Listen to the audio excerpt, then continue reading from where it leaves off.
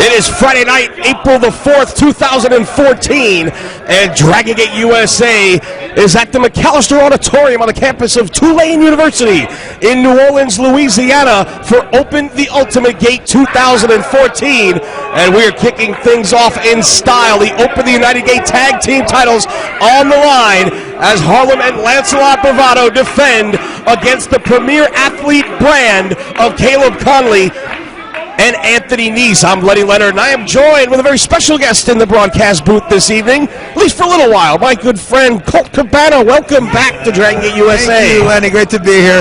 I'll start out here. I'm here for the first match. We're going to call the action. I am here in New Orleans. Of course, everybody is here in New Orleans. How would you not? Let's ring that down.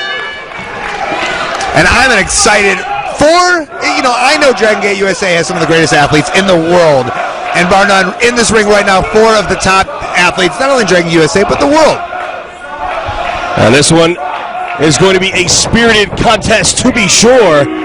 Caleb Konley, of course, shocking the fans of the World Wrestling Network in New York City, aligning himself with Anthony Nese and Trent Barreta as part of the premier athlete brand, attacking AR Fox. Right now, it is going to be Fox, I'm sure, with a keen eye on what's going on in the ring, as he's not finished his issues with the premier athlete brand, but the Bravado bandwagon looks to roll on here in New Orleans. A successful defense of the Open the United Gate titles yesterday, and they continue here in the opening contest against the premier athlete brand. Konley starting things off for his team against Lancelot Bravado. And look at the size. I mean, look at the size of the offensive line loose on the outside. I was going to say, when you're talking about the Bravado bandwagon, I think most importantly to have the biggest bandwagon leader would be Moose. He's huge. Grandma Bravado's money well spent.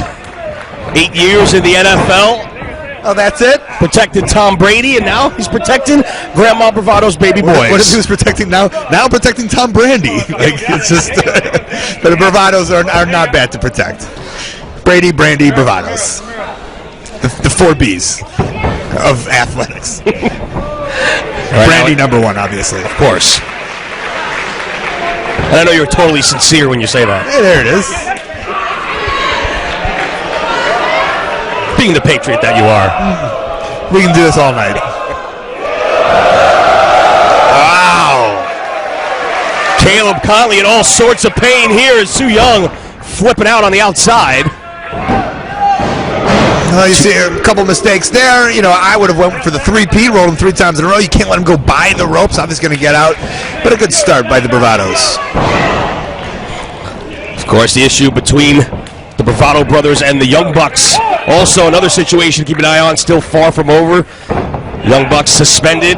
Lawsuit brought on by the Bravado brothers after that spiked tombstone pile driver on the concrete floor in Jacksonville, Florida a few months ago. That's what happens when you're hashtag over. Lawsuits start a-coming. Yes, they do. Fortunately, making a lot of yen while they're on vacation here from Dragon Gate USA, and I'm sure they can cover that. Wow. Nese up and over the top. Blocks that hip toss attempt, rolls through. Traps the legs, grabs the arm, steps over. Good Lord, Anthony Nese.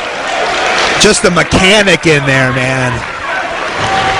Nese has been around a long time, has done a lot of training in the New York City. He was one of those almost unknown prospects. And it's guys like him where they've been around for a long time, and then all of a sudden they get that one spot to shine, and they do. That 10-year overnight success story. Right, exactly. And man, the Bravados work so well as a team, and you'd think that would have to give them the advantage in this matchup with Konley and Nese teaming up for the first time here tonight. Yeah, of course, Nese and Trent known each other for years. That's a great tag team, but, it's not Nese and Trent right now. It's Nese and Konley. And Trent Barreta's going to have his hands full a little bit later on tonight with a guy by the name of Low Key. Well, good luck to Trent, question mark. Trent? Yeah, the answer to where's Trent after tonight may be the hospital. Right. After a pissed off Low Key's like, I've been on the ring for 10 months. I'm ready to kill somebody. He's not going to hear this, right?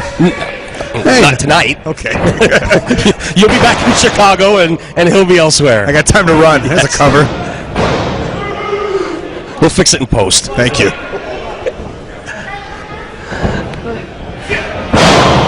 Nese hanging on the ropes, and Lancelot Bravado looking on as brother Harlem does the damage. But it's Nese, the southpaw of Long Island, swinging. Nese almost sporting a Bravado haircut, by the way. Almost more than the Bravados. Yes, he is more of a Bravado than the Bravados. Both the Bravados look in great shape. Yeah, they definitely have really stepped it up a notch since winning the Open United Gate titles. And you talk about in shape. What can you say about Anthony Nese? The guy's abs have abs. Right. I mean, that's a given, I guess. And Caleb Konley's another guy who over the last year has really come into his own, and it was really disappointed a lot of people when he decided to align himself with the Premier Athlete brand. He was with Larry Dallas in the scene for so long, and he was the one that really caused that group to dissipate when he decided he had enough of that sort of lifestyle, and yet just a year later, here he is with another group that is doing things in a less than gentlemanly fashion. Yeah, but it's fairly easy to get tired of Larry Dallas. This is true. You know, spoken from the heart.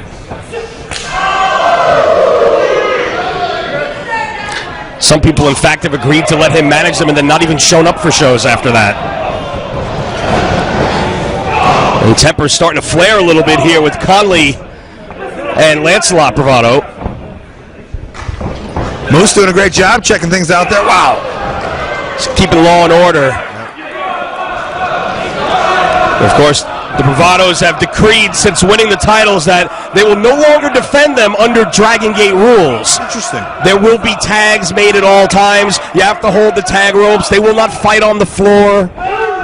They are from North Carolina, the southern way of professional wrestling.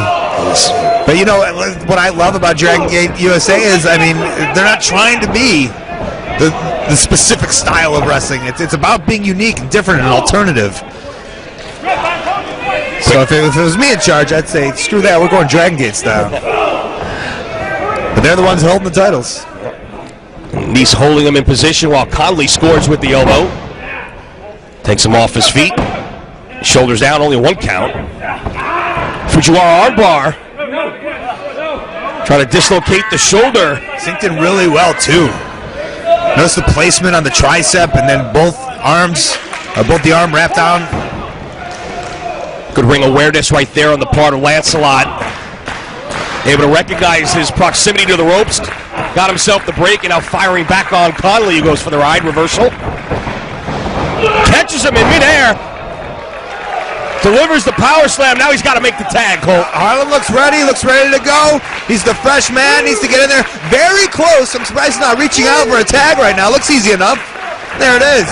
Both teams wholesale changes. In come Nese and Harlem. Ducks through. Big knee strike. Down goes Konley, crashing into Mr. A on the outside. And the champs are cooking here. And just as soon as I say it, here comes the Premier Athlete Anthony Nese. Enziguri, glancing blow, maybe caught him on the shoulder, but enough to make him stagger into the corner, where Harlem has him in his sights, running forearm. Reversal of the whip, Nese sends Harlem into the corner. Up and over the big man goes. With an agility that belies his height. Great movement there. Harlem getting things done. Looks like he's really in control right now. Looking to take flight here. Lands on his feet. Double stop from the outside in. Nese thought he was going to be able to avoid him there. No such luck. Uh-oh. Whoa!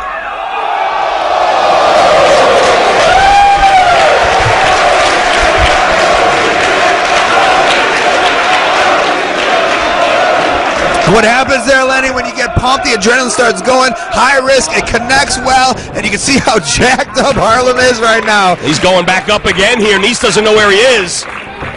Got him in his sights. Huge cross body. 2.5.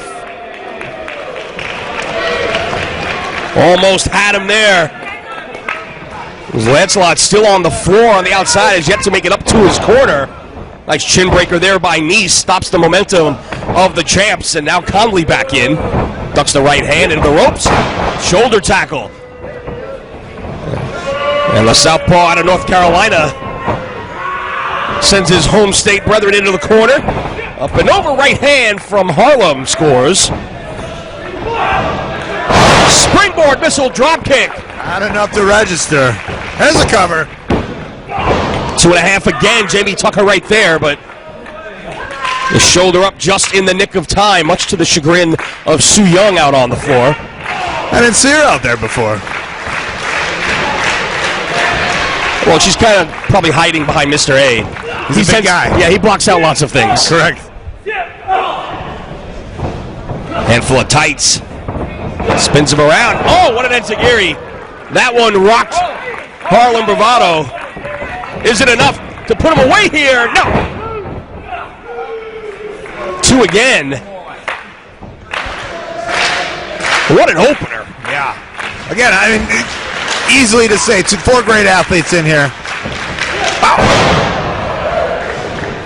And there's another tag. In comes Lancelot. Yeah, very fresh now. Konley escapes. Drop toe hold face first. Goes to the buckle. Konley again sent for the ride. Jumping knee. More momentum. Diving knee. Nowhere for Konley to go in the corner. Drags him out to the center and gets another 2 count. A good combination there by Bravado. Needs to capitalize, stay on him, which he will.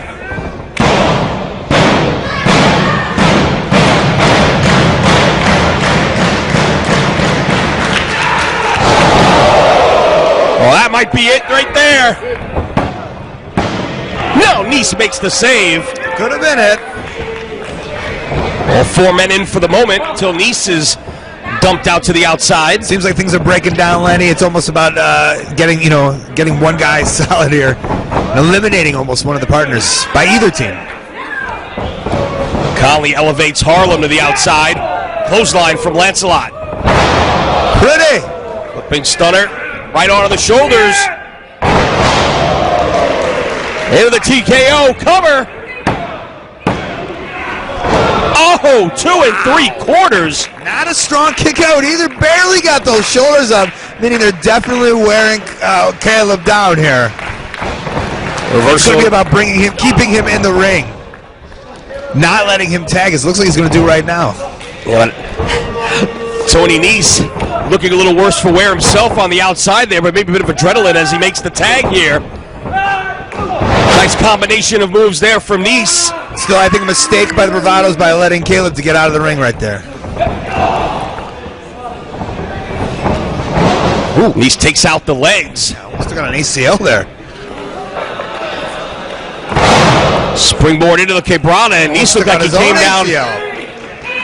So they call it high-risk maneuvers, Lenny. Yeah, right on the kneecap, it looked like he came down there. And Nese has had some knee problems over the last 9 months or so. Right? You can see the frustration, too, in his eyes right now. You can't be going to your legs there. Cartwheel off the apron to the floor, super kick. It's almost like when you decide to put the pain away until after the match, Lenny. Oh! But he turned his back on Konley. Wow. And again, the lariat from Lancelot Bravado. All 4 men are down.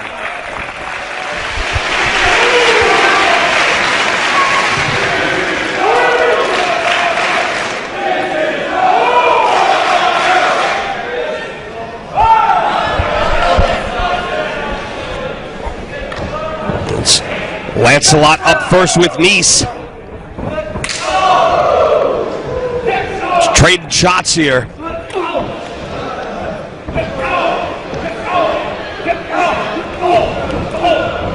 Flurry now from Nese. Into the ropes. Harlem throws his brother out of the way. Oh, great combo. Nice combination right there. Could be it. No, Konley saves the day, at least for the moment.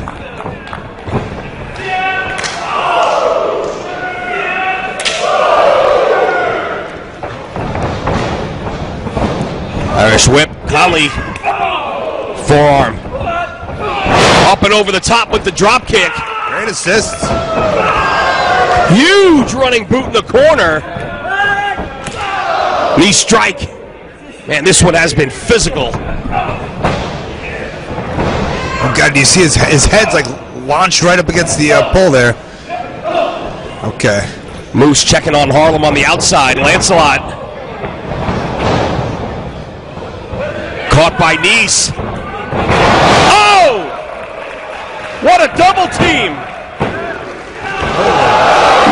Not quite enough. Super innovative, and now look, she's upset. Of course Sue's gonna be upset. Su Yung is apoplectic on the floor. And what's it gonna take to finish it? Uh-oh.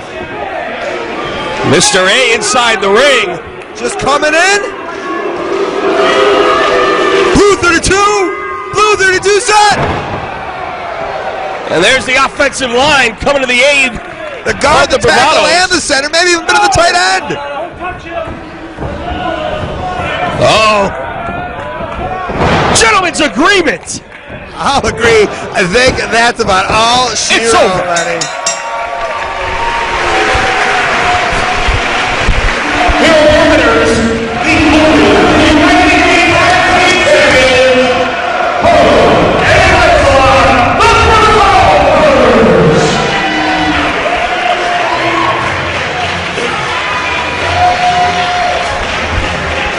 Well, the Bravado brothers sit here with a victory, a hard-fought victory. You don't mess with Moose in the offensive line. I think Lenny going up there, maybe to get a word with him? Not sure what's going on. I'll tell you what, it's a celebration for the Bravado brothers. And I can see Tony Nese and the Premier Athletes don't seem to be very happy right now. And Lenny's not interviewing, but Nese has something to say here.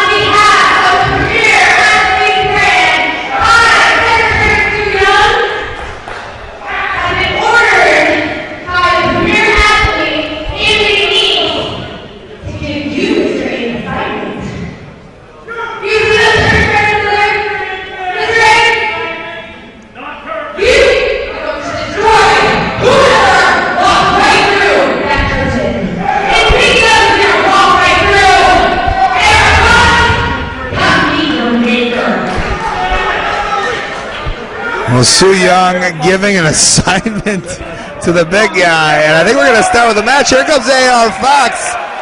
Unfortunately, I'm going to have to run. You guys are going to enjoy the rest of the show without me. Lenny's coming back to the broadcast booth. Ron Eby, I think, is going to be here. Malcolm, what's up? Wrestling Road Diaries 2 available at WrestlingRoadDiaries.com. Enjoy the rest of the show, guys. Colt Cabana out. I love DG USA. I love it. Here you go, Ronnie.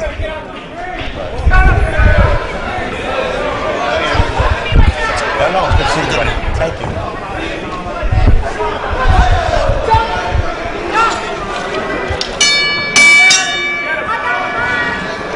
Always a pleasure to have my good friend Colt Cabana with me in the broadcast booth, and always fun to have my even older friend Ron Eby in the booth with me as we get underway. AR Fox and Mr. A. And Mr. A getting orders from Secretary Sue to destroy AR Fox here tonight. Talk about a contrast in styles. Mr. A taking a lot of heat. Taking all the blame, let's be honest, for the misfortunes of the folks who seem to be depending on Mr. A hell of a lot more than they'd like to admit. A missile drop kick there by Fox takes the big man out to the floor, and well, I hope he doesn't think the floor is a safe place to be when you're wrestling AR Fox.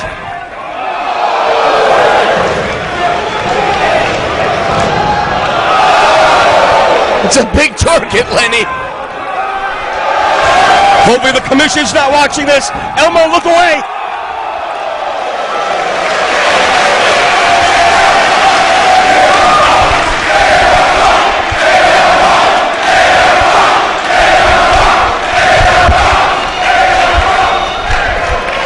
And AR Fox, as he always does, electrifies this crowd here in New Orleans. Taking no time to get this crowd on their feet. Chanting AR Fox, taking it to the much bigger Mr. A. Oh, what a super kick by Fox.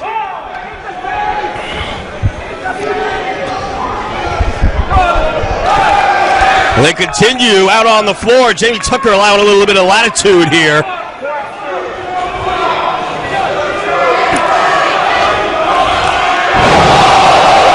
My God.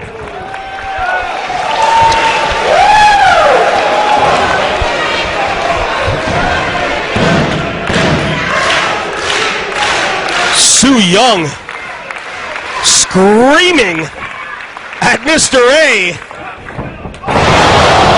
who busts out the leg lariat out of nowhere, wiping out AR Fox. That's an awfully big leg to be getting hit with a spinning lariat. My God, AR Fox feeling the effects.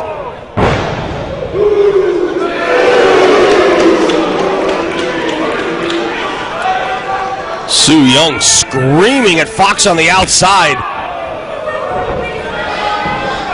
She's like Yoko Ono 2K14. That chop across the back of AR Fox, did you hear the crack? And the giant hand of Mr. A slapping the back of AR Fox, who's in all kinds of trouble against the ropes. Jamie Tucker counting Mr. A, giving him a stern warning. Well, is there any other kind? Not when you're dealing with referee Jamie Tucker. The guy doesn't take any BS, let's be honest. He's got a firm hand, but a tender kiss. That's the word on the street, Lenny. I think you just got it. So I'm told. That's the story that was going around the power plant.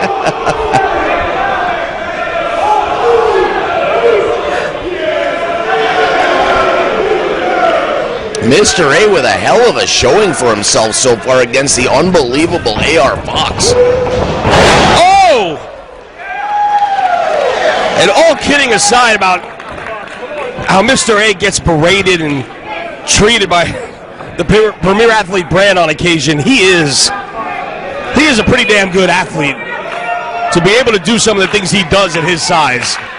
What a weapon to have in your corner. Or as we will tonight in the ring against AR Fox.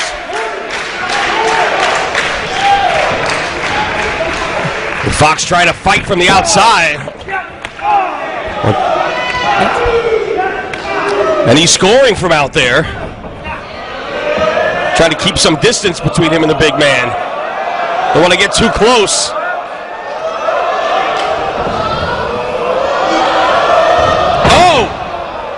There's the power of Mr. A. Talk about backfiring on AR Fox. Dumped unceremoniously. Like the garbage in the French Quarter last night that we seen at about 6 a.m. Yeah, it's funny, you never see those things in the brochures when you look at New Orleans tourism. You don't see that. No, it's Su Yung on the outside. You do see a lot of chicks like that in the brochures, though. Oh, you do indeed. And they're there. The crowd surprisingly getting behind Mr. A. Applying the abdominal stretch. This guy's surprising me, Lenny. And he is just beating up AR Fox right here. And he's having fun doing it.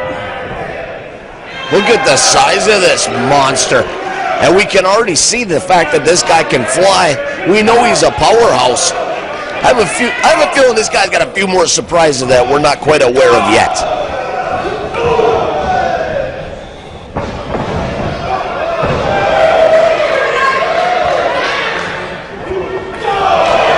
AR Fox. Big kick to the side of the head of Mr. A.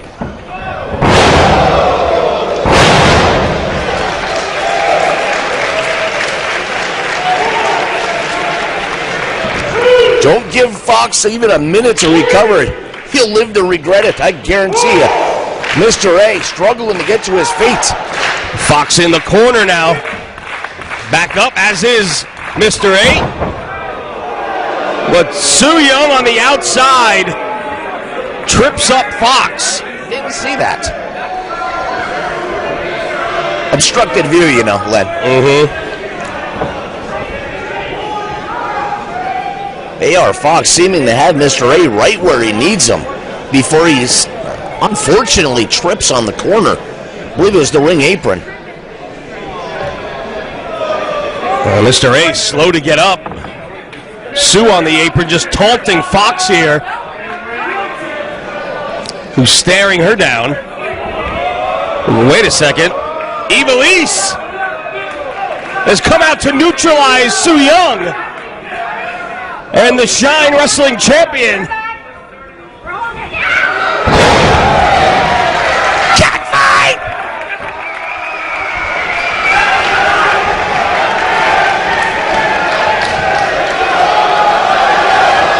Oh, Jamie Tucker. You never break up a girl fight. Never! Right in the middle, literally right in the middle, Jamie Tucker.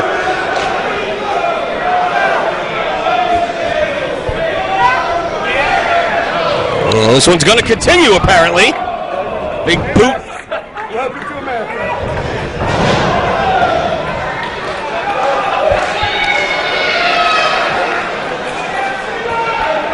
Fox has got Mr. A. Wait a second. Wait. Oh, come on.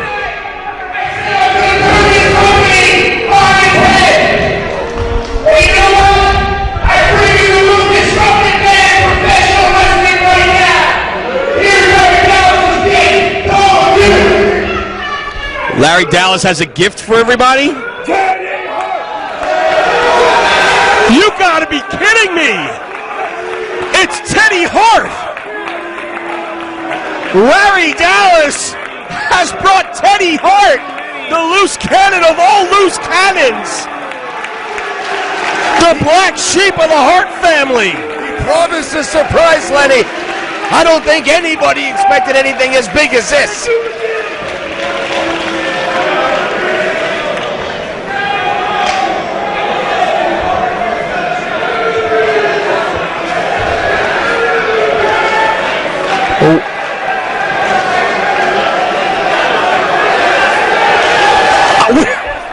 With his cat! Only Teddy Hart. Well, Larry Dallas says he gets a lot of pussy. He wasn't lying. Look at this. Look at him perched on the corner.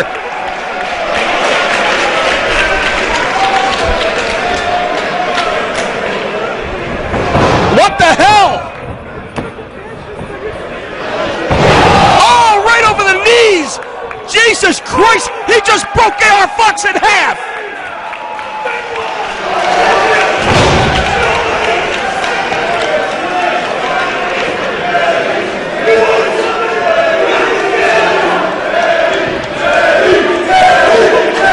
Walking right over Mr. A with his cat perched in the corner. I don't believe that has ever been said in a wrestling match, Lenny.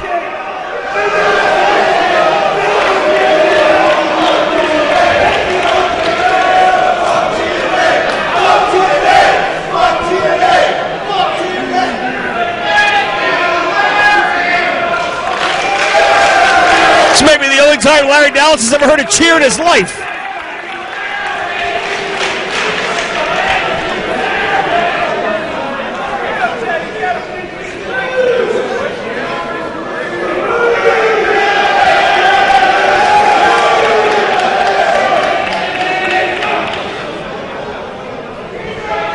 And Teddy Hart not done yet.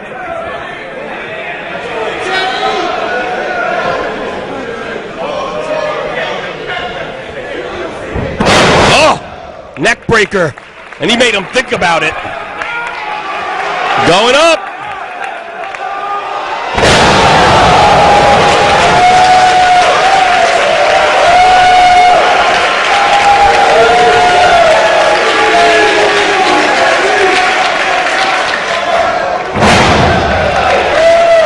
My God, he makes it look easy.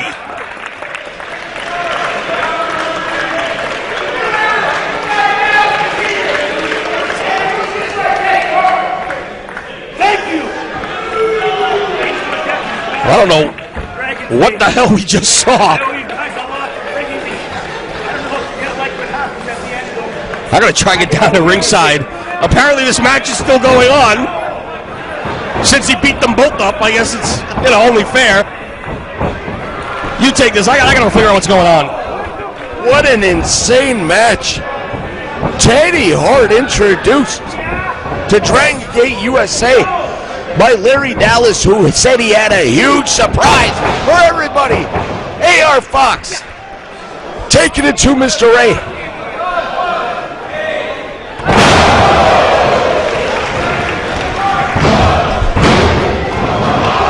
Mr. A kicking out at the last second. AR Fox not deterred by the involvement of Teddy Hart, Larry Dallas, and Teddy Hart's cat, for God's sake.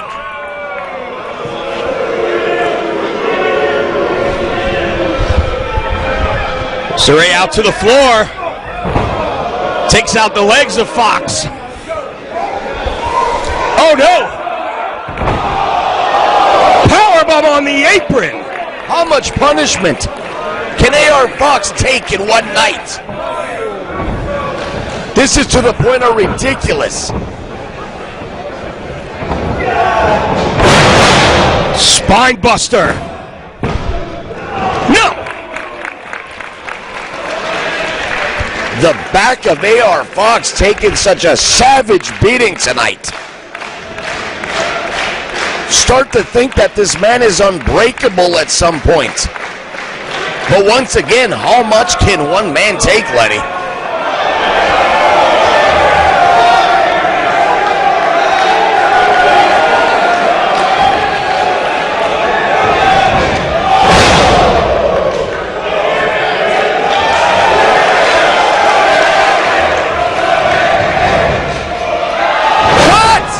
Are you kidding me? Cover! It's over!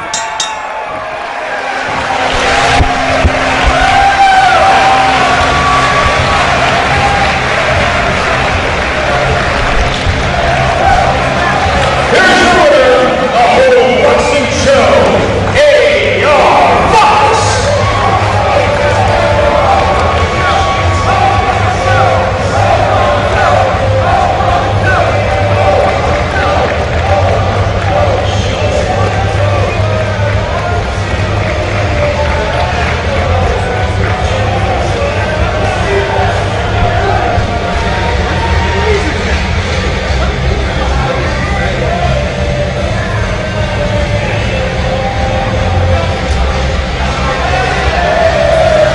Well, there goes the hat of Mr. A.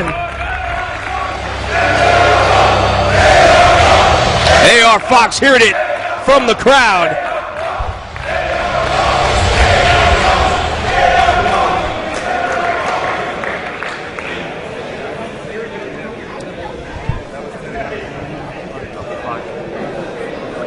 Fans, this match is scheduled for one fall.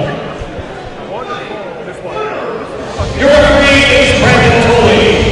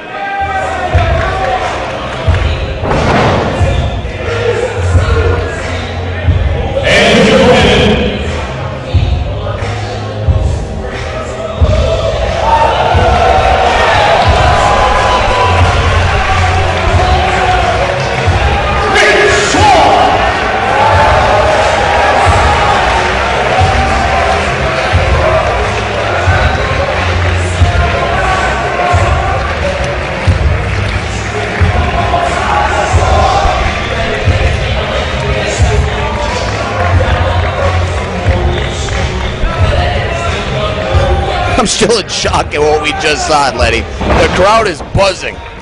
Yeah, there are no words for Larry Dallas, for Teddy Hart, the cat.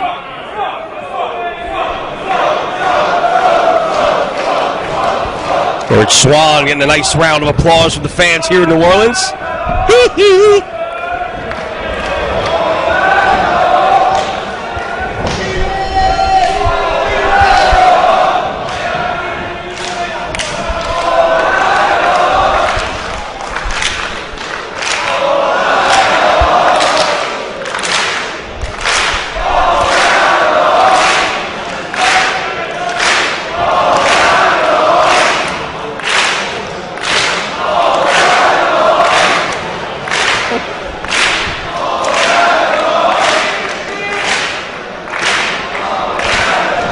Biff Busick is not amused by the impromptu karaoke session here at the McAlister Auditorium. Hey, Rich Swann sure has got some rhythm, though, Lenny. I'll tell you what. Are you implying Biff Busick has no rhythm? I wasn't implying such thing. But Rich Swann sure does, and the crowd loves him. He is one of the most exciting, most entertaining wrestlers anywhere in the world today. He can captivate an audience anywhere in the world. He's done it in the United States, Canada, Japan, Germany, England.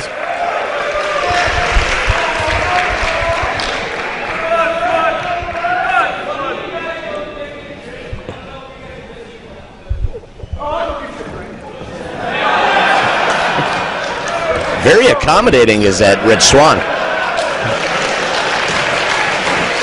Busick, like you said, not amused at all, and the physical style that the big man works, Rich Swann's going to have his hands full.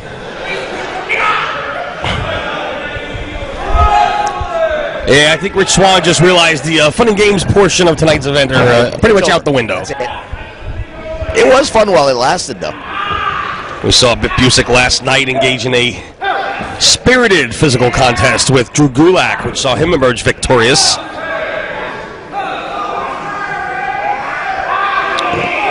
A rematch from their Style Battles final, where Rich Swann fell to defeat the hands of the Open the Freedom Gate champion Johnny Gargano, who we're going to see in our main event later on tonight, defending his championship against Ricochet. And Swann's match with Gargano, again, not without controversy. See Rich Swann coming to the ringside with his FIP World Tag Team title that he currently holds with Roderick Strong. And it was Johnny Gargano who grabbed it, attempted to use it as a weapon, was stopped by the referee, and while the referee was removing the belt from the ringside area, he then grabbed the Open the Freedom Gate title and just waylaid Rich Swann to pick up the victory.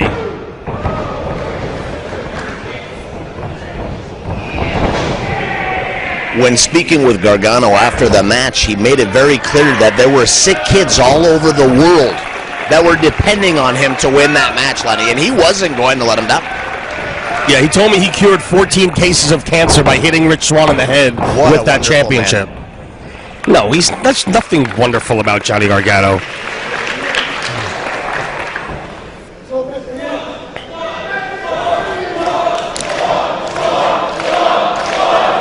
Swann feeding off the crowd, man.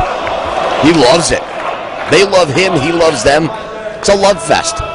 Then you have Busick. Pretty much he don't like them, they don't like him. It's a hate fest. It's a hate fest. And then right across the street, it's Crawl Fest. So it really comes full circle. It all comes together.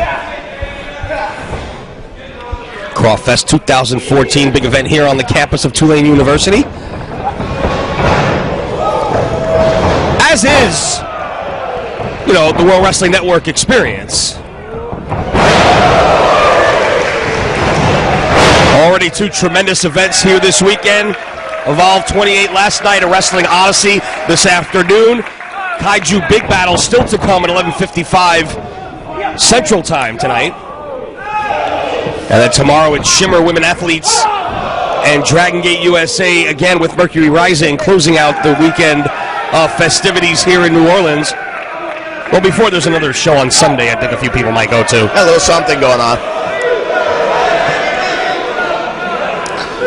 Swann trying to German suplex Busick off of the ring apron, off of the stage onto the floor, causing victory by death. To who? Where does he go? That's a good point right there. I don't know if Swann thought that all the way through. Oh, wow. Did he just take a hellacious spill? And Busick breaks the count. And he may have just broken Rich Swann as well.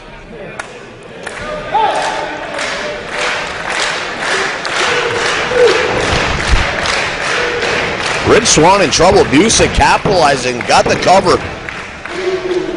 Doesn't hook the leg. Don't understand the mindset there. Yeah, definitely a mistake on the part of Busick right there. You have an opportunity to finish. A guy like Rich Swann, you can't let it go by the wayside because you can't be bothered to hook the leg. Oh, what a suplex. Cover. And again, Swann up at 2.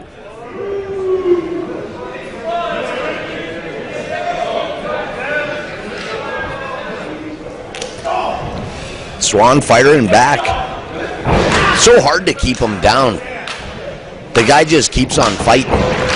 One of those guys that doesn't know when the match is over. I'm not insinuating that's the case right here. But we've seen Swann go 30, 45 minutes, and he just keeps on coming. Super kick connects.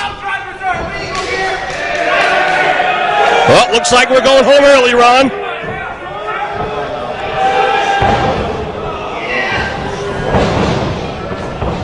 So close.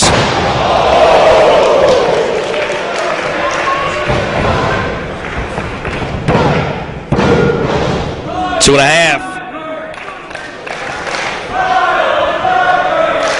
In case we haven't made that clear tonight, Lenny, the pile driver illegal in the state of Louisiana, deemed by the Athletic Commission.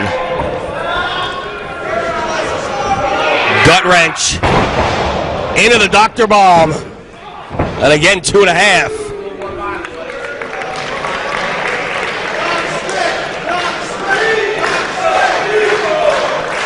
The athleticism shown by Rich Swann, no surprise to the fans that have seen him before, which by the sounds of things is everybody in attendance.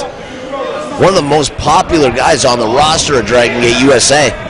One of the most popular guys on the roster in Dragon Gate in Japan. You've brought it up several times. This guy captivates. It don't matter if it's 1,000, 10,000, 15,000 people. Has him on his feet every time he visits the land of the rising sun. Oh, what an axe kick there by Swann.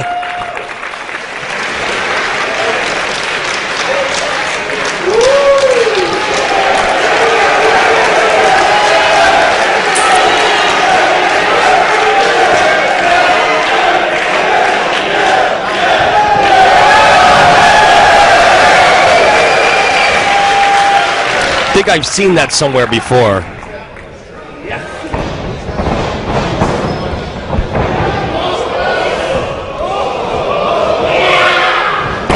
Oh, what strength. He ain't done yet, folks. Swann trying to fight his way free. He does. Connects with the boot. Both of them feeling the effects.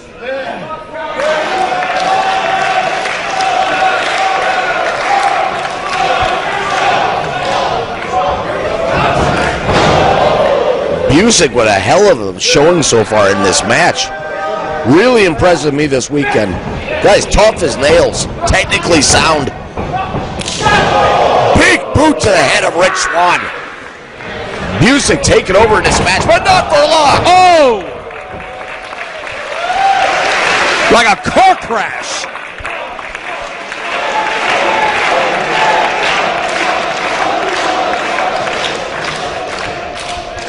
But Swann up first. He's got Busick in a bad way here. Could be time for the standing 450. Nope, changed his mind. Off the second. Lands on his feet. Busick with the foot.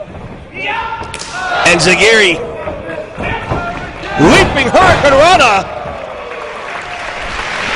And he had to get way up to pull Busick off the top. The speed at which he can execute those type of maneuvers, Lenny, is what's got it. How do you prepare for that? It's out of nowhere. It's like lightning. Right when you think you got the guy where you want him, he pulls something like that out of nowhere. All you can do is buckle up and enjoy the ride, I guess. Oh, we got the knees up. Rolls him up. No.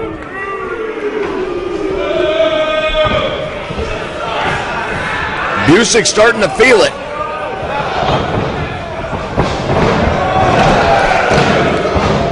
Again, only two.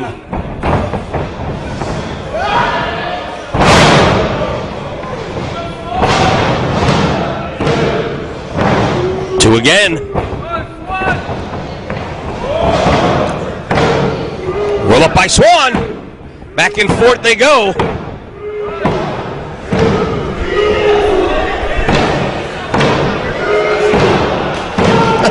Do they not know that Brandon Tolley just had rotator cuff surgery? Poor guy.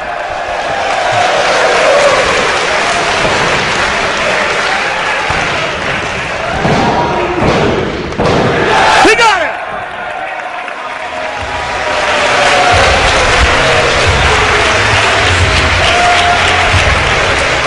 Here's your winner, Rich Swann. What a fantastic match, Lenny. Great showing by both competitors, but Rich Swann gets the Duke. But I tip my hat to Busick. Hell of a performance. Came up just a little bit short again here this evening. But no shame in losing to a guy like Rich Swann. Well, I'm sure we haven't seen the last of Biff Busick. Dejected to be sure as he makes his way out to the floor. But Rich Swann victorious.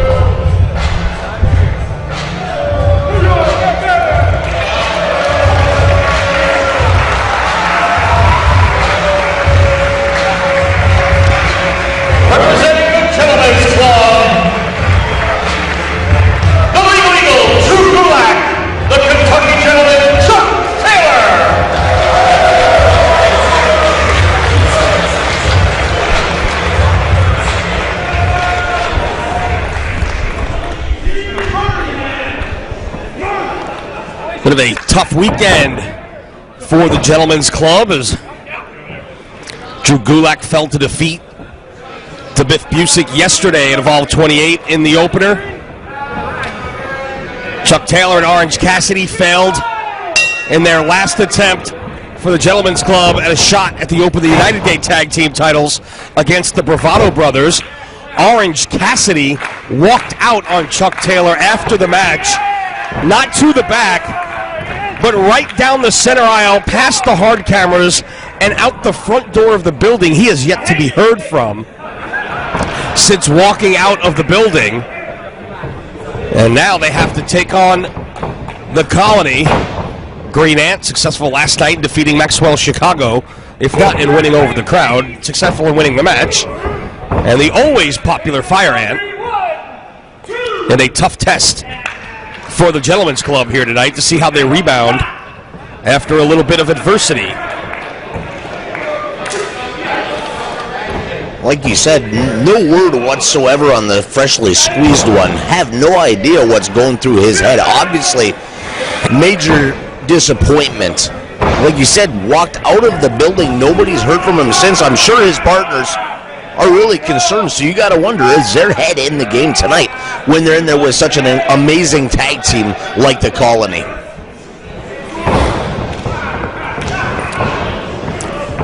Drew Gulak successfully defended his CZW World Heavyweight title earlier this afternoon in a British rounds match against Timothy Thatcher.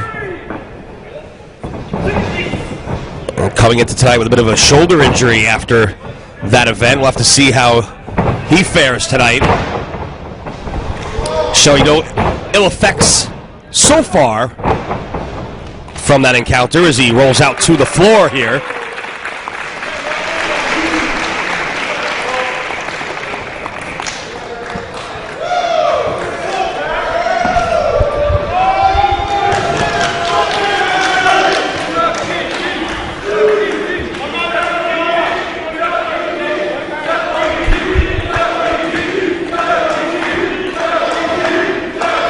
Chuck hearing it from the crowd here in New Orleans.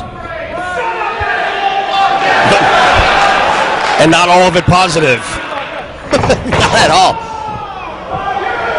Chucky's showing a pretty short temper right now. Like I said, I think picking at his brain a little bit what's going on with Orange Cassidy. Or not knowing what's going on, I should say. Not very gentlemanlike at all. Well, I think people in Kentucky's definition of gentleman may vary from yours.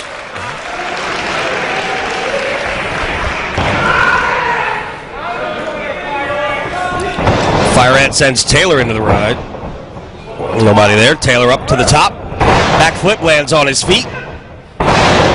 Overhead belly to belly, kip up. Fire Ant out to the floor. In comes Green Ant, met with a boot to the gut.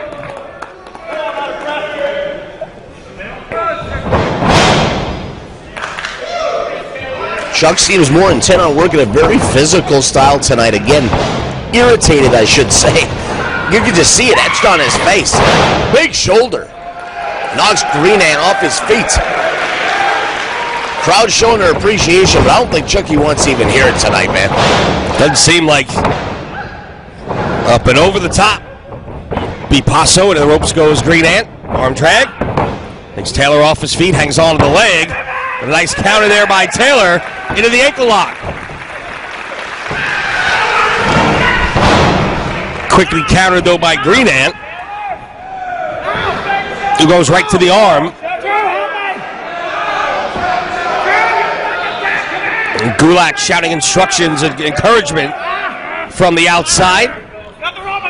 Taylor's got the ropes, and very nice that he was able to let Bryce Remsburg know that so he can make the proper call. No, that was very gentlemanlike. Kind of making up for a little bit of that behavior earlier. I think he can trust him. Go ahead and shake his hand. Oh, cross his heart. But does he hope to die? I certainly hope not. You know what? That is one shrewd individual. It meets him with a kick right to the breadbasket, Lenny. The man after your own heart.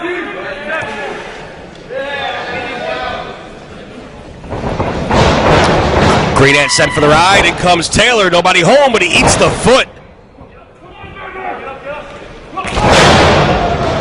Slingshot senton. Right back to the armbar. Taylor, though, trying to fight him off.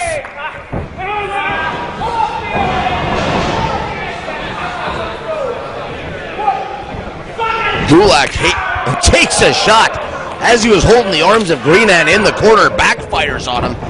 Fire ran with that big crossbody block off the top rope. Gulak once again interjects in the match. And once another again, one. Takes a shot for his troubles. And Gulak has had enough. I'm sorry. And I believe he meant that. And out to the floor. And the Colony looking good.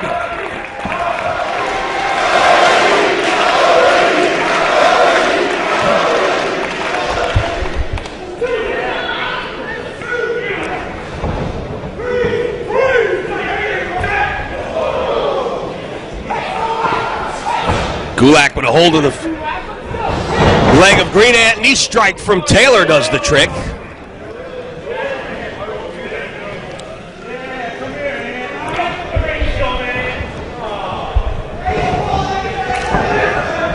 Scooping a slam by Taylor.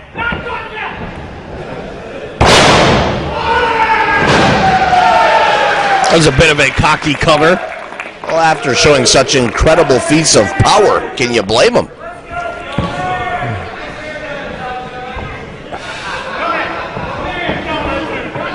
Handful of the antenna. That's how serial killers get started. It is. It's exactly how it starts. He just seems irritated, again, by the ants, the entire colony concept. Obviously takes himself as a very serious competitor, but the truth is the colony wildly popular here in Dragon Gate, USA, and an unbelievably talented tag team. Just made their home in Chikara.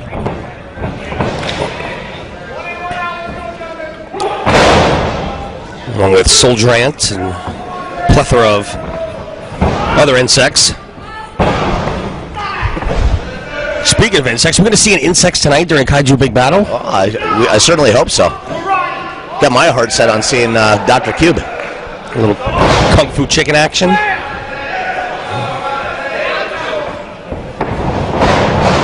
Well, Kung Fu Chicken Soup, rather. They got to correct me when I make these mistakes, I'm Ron. sorry. That's why you're here, man. I'm just picturing the YouTube video of him dancing, and it gets me excited.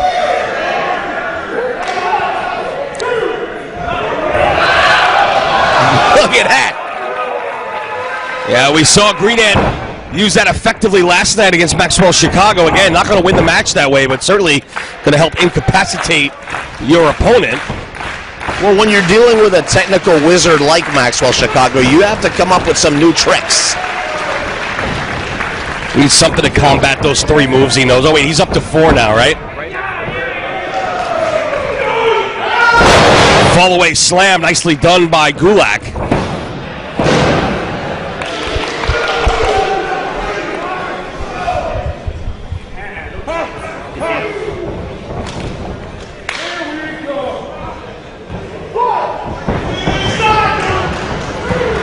And Gulak just standing on Green Ant in the corner.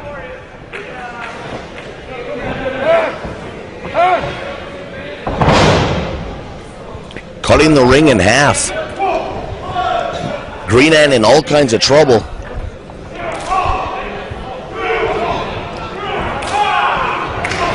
Fighting his way out, though. Rather quickly.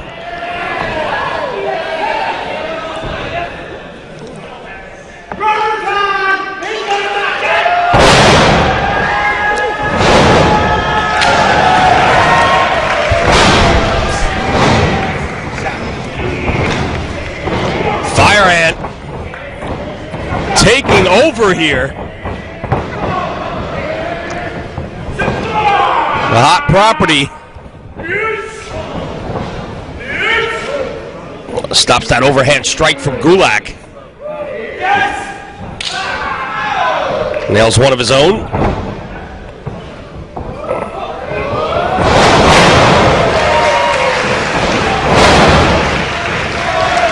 And Gulak seems to be favoring that arm a little bit. And Chuck Taylor just got dumped on his melon. But Gulak makes the save. Fire Ant, if you will pardon the expression, let he on fire. Green Ant comes in. Gulak taking over. Look at the speed on Green Ant. Right into the ankle lock. Momentum carries Gulak into the ropes. Running knee strike. Michinoku driver. No. Again, only 2. Well, Chuck Taylor told him to come here. I don't think that was the best idea. Had surprise on his side and says, come here, Ant.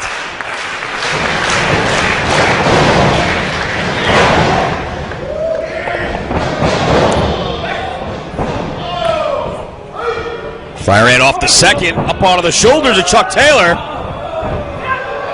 Exploder into the corner right on Green Ant. Sit out powerbomb for 2. Taylor with a burst of offense. Thought he had the match finished. Sure victory. Not happy at all.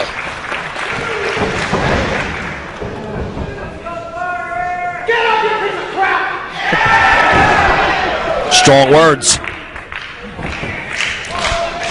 He must have had a lot of picnics ruined as a boy. I think he did. He's taking a lot real personal here. He's been yelling at the ants the entire match.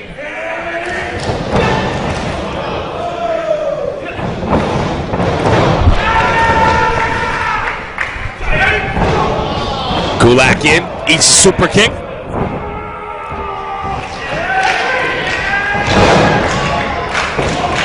Double super kick there by the Ants. And the Colony looking good here. They got Gulak and Taylor in the corner.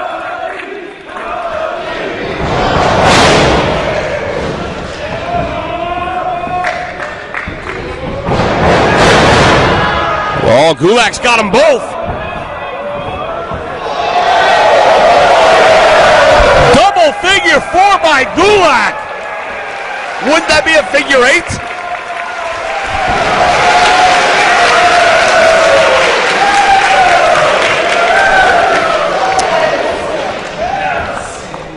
I've been doing this for 12 years. I don't think I've ever seen that before.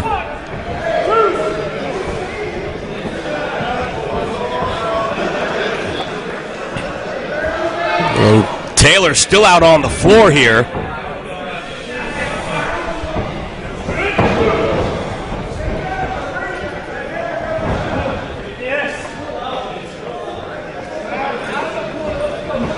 He's got Fire Ant up top. Gulak's going to follow him up.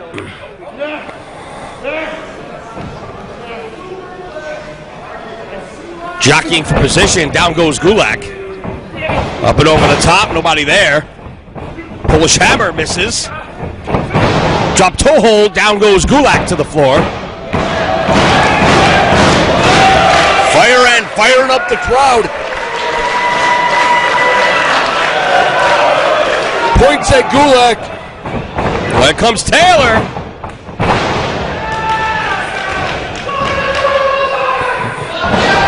It's going to the top. Beautiful moonsault, except for the part where there was nobody to land on. Cover. Broken up by Gulak.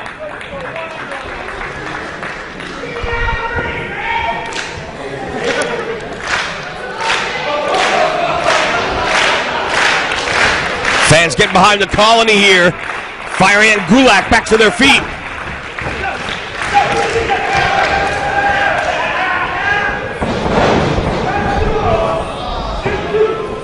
Gulak with a headbutt to the chest. Breaks the back of Fire Ant. Cover. Green Ant makes the save.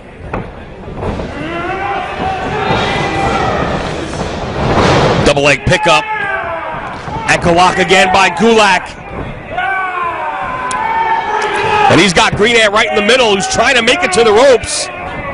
Can't do it.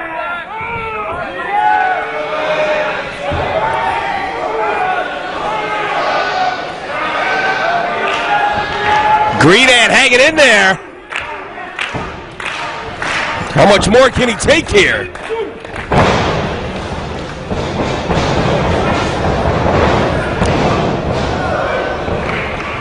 Rolls through.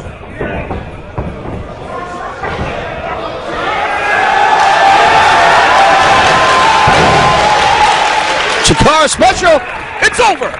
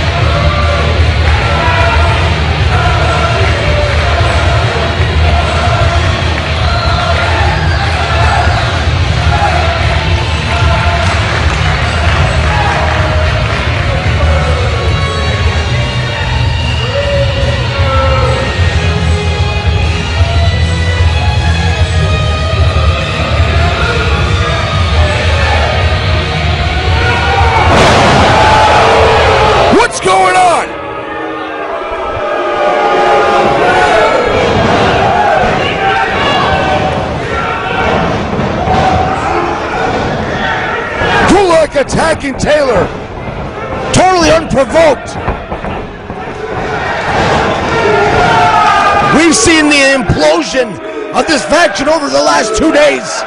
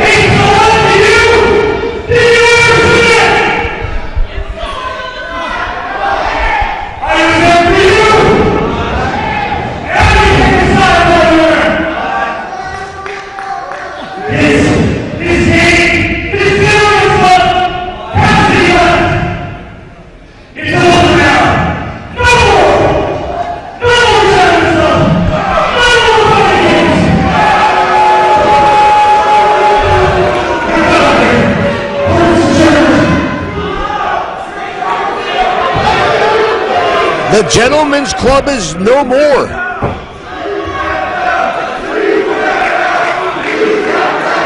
Drew Gulak turning on his partner, Chucky Taylor, and leaves him laying.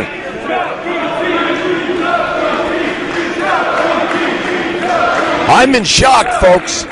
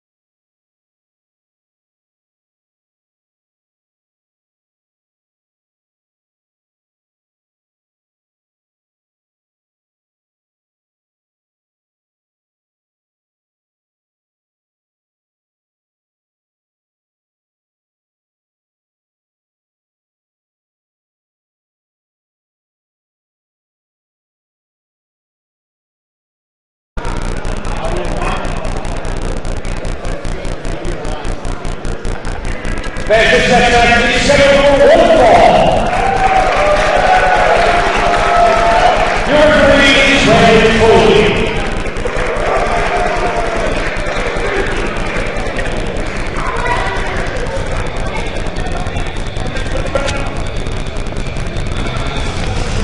Introducing first.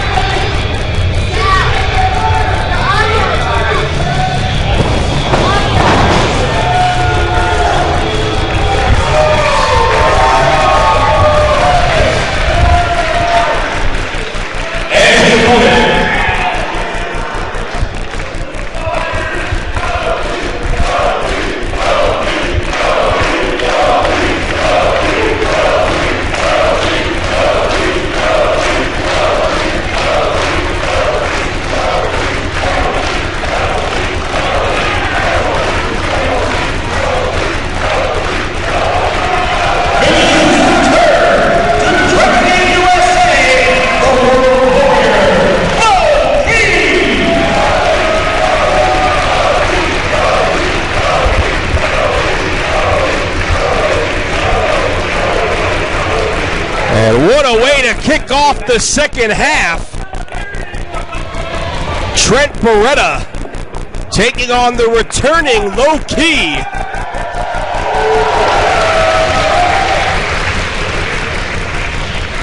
Trent Barreta has been making some disparaging remarks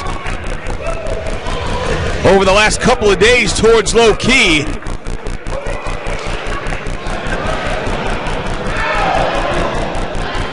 And he is going to have to answer for those remarks here in New Orleans as fans chanting, "Welcome back." Low Ki's first high-profile match in pro wrestling in close to a year.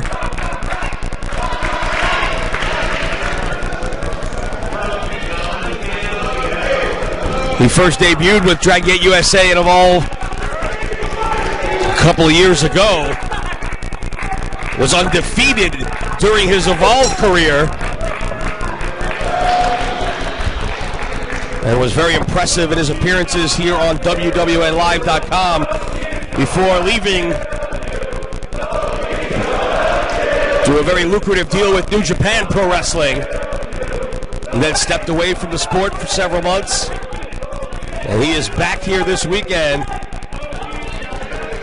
And I would not want to be Trent Barreta for all the booze on Bourbon Street. Low Ki showing up in incredible condition. Trent Barreta, you're talking about him making disparaging remarks about Low Ki. Is there ever a remark that comes out of the mouth about Trent Barreta that isn't disparaging when talking about opponents or future opponents? The guy has no respect. Or at least he likes to give the idea that he has no respect for the competitors that he steps foot in the ring with. Oh, and he tried to take Trent Barreta's head off.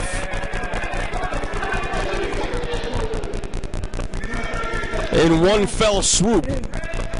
Barreta able to avoid it. Backed into the corner through the ropes.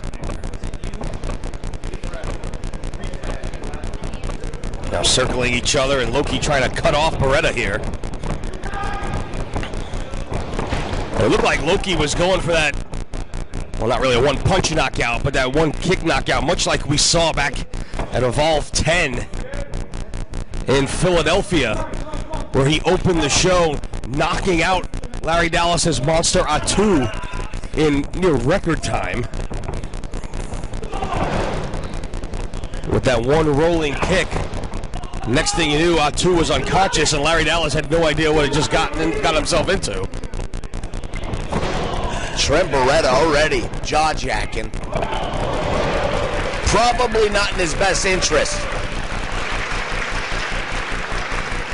Low Ki not the most happiest of individuals as it is. I don't think that I would be really trying to get under his skin in the process. I don't think there's ever been a more focused competitor in pro wrestling than Key. Tunnel-like vision when he has his focus set on something and someone. Things don't usually go too well for that person. And Barreta now backing Key into the corner. What is he thinking, Lenny? And look at the look on the face of Trent Barreta. More importantly, look at the look on the face of Low Key. Clearly, Trent Barreta did not watch the tapes from Jersey of Low Key and Sami Callihan, where with one open hand strike, Low Key knocked Sami Callihan unconscious right in the middle of the ring. Certainly not the guy to trifle with. Again, you got to wonder, Trent Barreta, the guy's a master technician, master at psychology when it comes to the sport of professional wrestling. But I'm second guessing him probably for the first time tonight. I don't understand this game plan going in. Low-key, somewhat of a trailblazer in the wrestling business, has paved the way for many talents like Trent Barreta. He has earned the respect of so many athletes from around the world. Obviously has not earned the respect. Wow. He just threw the ring jacket of Low Key into the crowd. He's out of control. As Barreta yelling at the fan who grabbed it to sell it on eBay.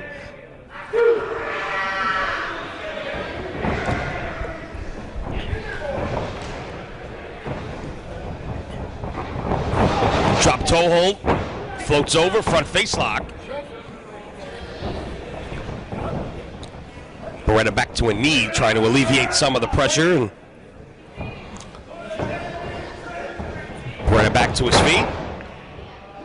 Trying to take Key off his feet and does, but quickly countered by Low Key. Look for the cross arm breaker, but Barreta too close to the ropes there.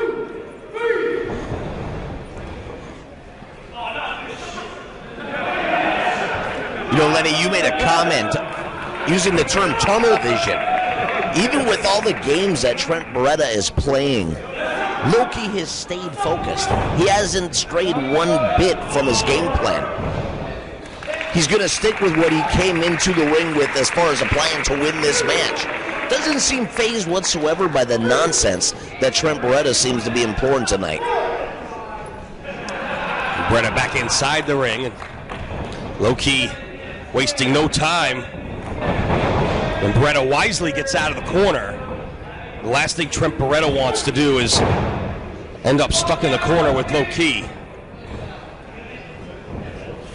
Side headlock by Barreta.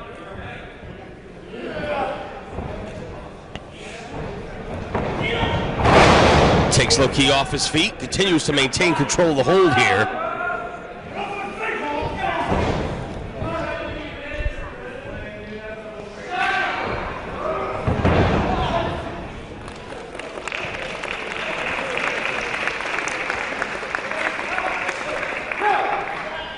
Nice bridge there by Barreta.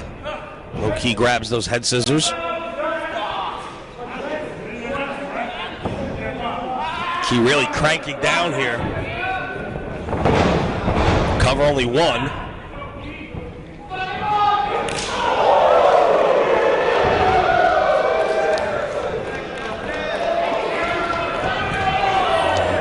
Barreta firing back.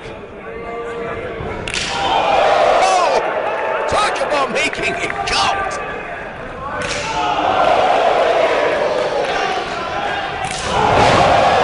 Jesus! Business is picked up, Lenny.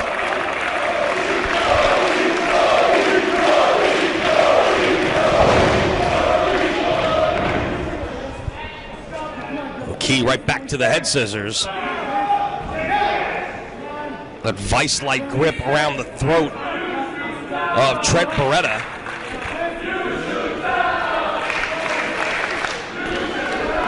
The fans with some sage advice.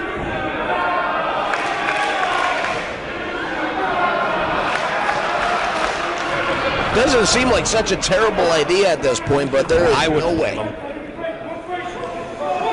I was talking with Trent in the back before the matchup, a little bit earlier today, between the two shows. We had Wrestling Odyssey earlier this afternoon, and his chest was already welted and swollen due to the match he had with Chris Hero last night. And had 2 chops from Low Key, and I think blood is already starting to flow now from the chest of Trent Barreta. If the kick from Low Key didn't crack his sternum, that is. The body is meant to never even think of taking this type of punishment. Low Key lighten up Trent Barreta. If he wasn't welted before, I can guarantee he is now, Lenny. I was looking for the key crusher out on the floor here. Oh, what a kick.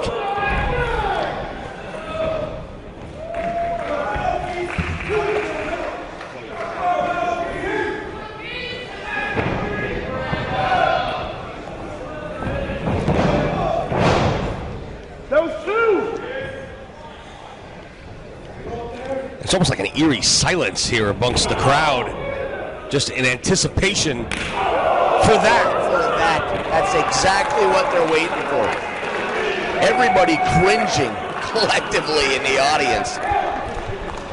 The brutality, the velocity of those strikes. God. Oh my God.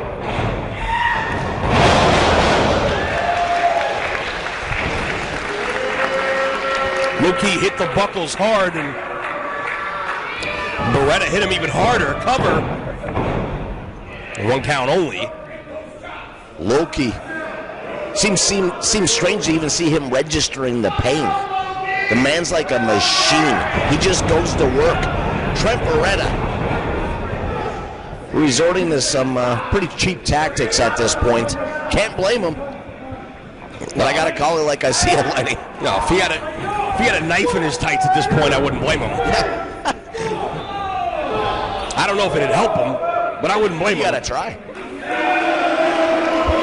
Do you see his chest? It's brutal, absolutely brutal. Oh my God, these two are beating the hell out of each other. Barreta's chest like raw meat. Beat red. Very aggressive elbow there by Barreta.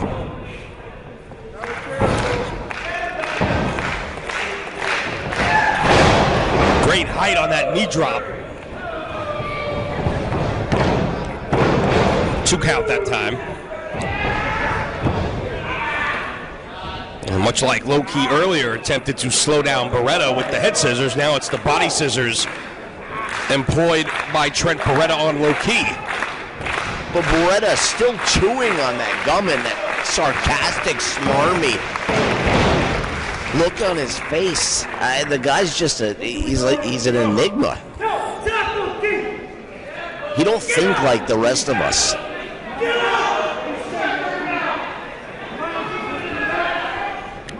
Telling Low Key he needs to tap.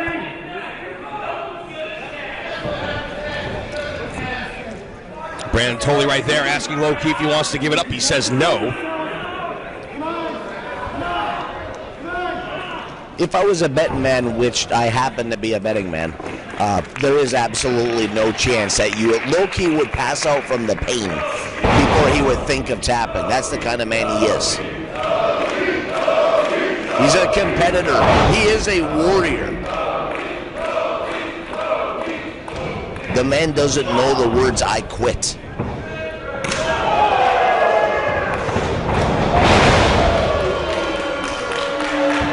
Barreta so explosive. Cover, 2 count again.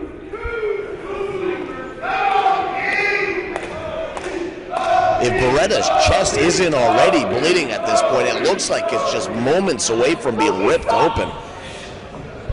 Gruesome. like raw meat at this point. Well, he's from Florida. He looks like he spent about 8 days straight on the beach with no sunblock, just on his chest.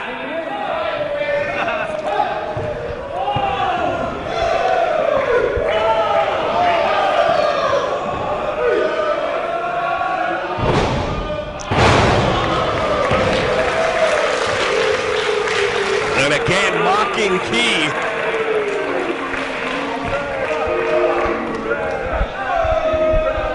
Which I just, for the life of me, can't comprehend. Big mistake. Oh!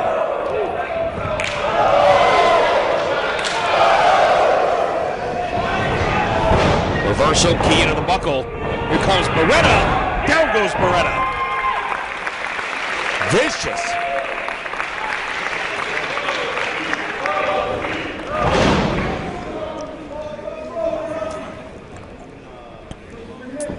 Low Key on the outside now. Making his way to the top. Barreta, though, up. Launches Low Key off the top. He comes down chest first on that top rope, that steel cable, right into the gullet of Low Key. He slipped for just a split second, Lenny, and that gave Trent the opening that he needed. Capitalizing. Huge drop kick. And did you see, right before that cover, the head of Low Key snapped forward. A whiplash-like effect on that missile dropkick, just violently snapping the head of Low Key forward as he hit down hard. They're trying to shake the cobwebs loose here. The fans getting behind Low Key. Trent Barreta's #1 fan also in attendance, that being Trent Barreta.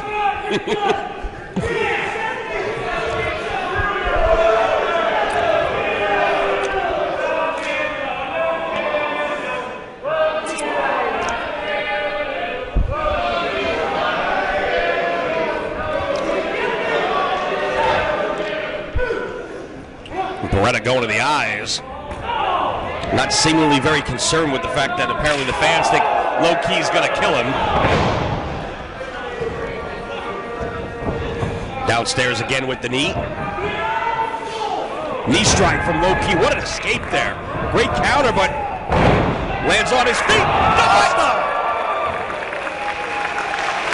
That'll cost you some ribs, Lenny.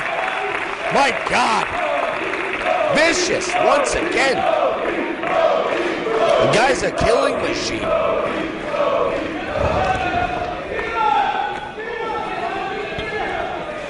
Both men now slow to get to their feet. Barreta somehow to his feet first. Low Key shortly thereafter.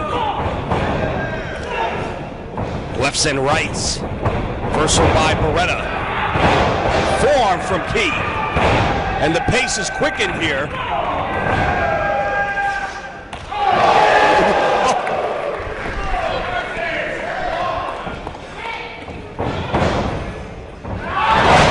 Took his head off. Cover. No. This guy hasn't missed a beat, Lenny. Takes several months off and comes back. It's like riding a bicycle. And not even that he took several months off. He basically announced that he was retired. He had had enough and was going home. Nope. Happy with his outside wrestling projects. He was turned inside out right there. Working very hard at studying Brazilian Jiu-Jitsu and really, I think in his mind he had moved on, but for him to come back here and show very little to no rust whatsoever is a testament to just how good he really is. To compete at this level, it's just amazing. Most wrestlers aspire to get to this level. He walks away and just as easily walks right back in the door and I won't even say he's hanging with Trent Barreta. He's been taking it to him for a good part of this match. He had that tornado DDT scouted there. Oh, what a kick. Barreta just launched into the turnbuckles. Drag back out to the center. 2 count.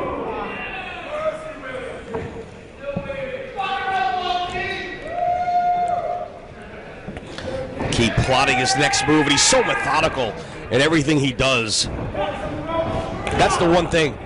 If you're ever going to beat Low-Key, and he doesn't lose often, you are going to have to beat Low-Key because he doesn't make mistakes and he doesn't beat himself.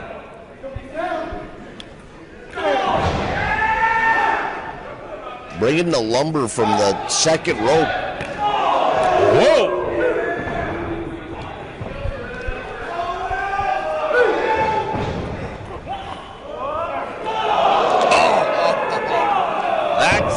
Certainly not something you'd hope for.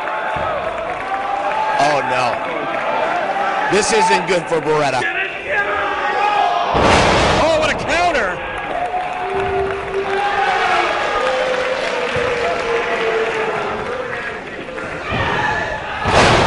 Psycho knee. He got it. Here is your winner, Trent Barreta! A huge victory for Trent Barreta. Knocking off the World Warrior Low-Key. And man, if this guy wasn't unbearable before, with a victory over Low-Key in his resume, there's going to be no limit with Trent Barreta. We are never going to hear the end of this, and rightfully so. But you've got to give the nod to Low-Key for, you talk about an impressive performance. After a self-imposed retirement to come back. I'm blown away. I'm speechless. What a win for Trent Barreta. So is this crowd, as they show their appreciation of the World Warrior Low-Key.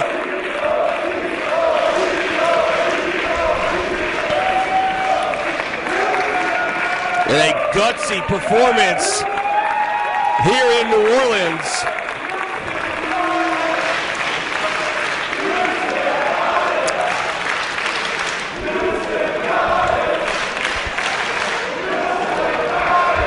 The fans showing their appreciation.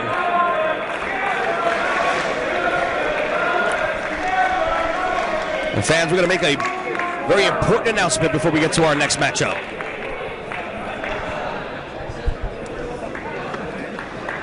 Ladies and gentlemen, before we get to our next matchup, which will be refereed by Bryce Remsburg, we have a very important announcement to make here.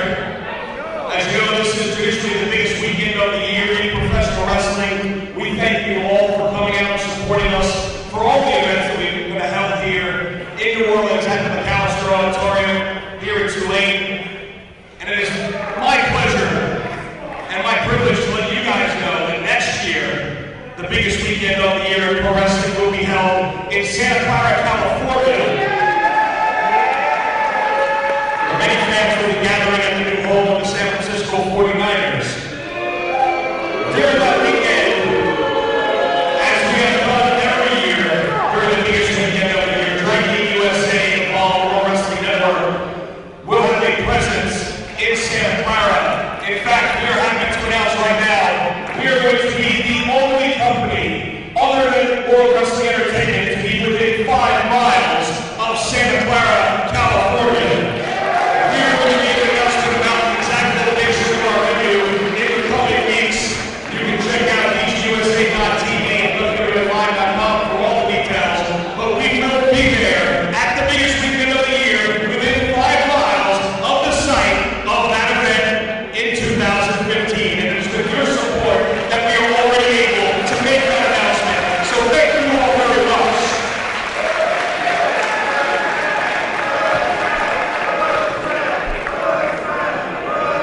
This next match is scheduled for one fall. And again, your referee is Bryce Remsburg.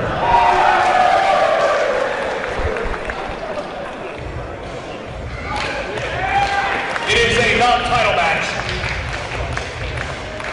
Introducing first,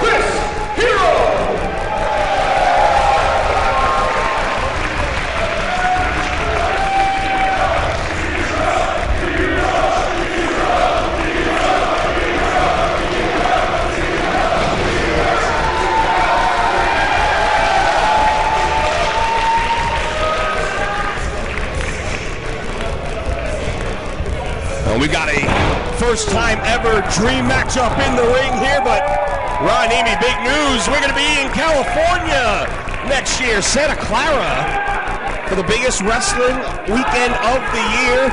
The only company within 5 miles of the site of that big event. Not sure how you top this weekend, Lenny, but that sounds absolutely awesome, and I can guarantee you I'm going to be there, at least if they'll have me. Well, if you ask nicely, I'll put in a good word for you. I will ask, trust me.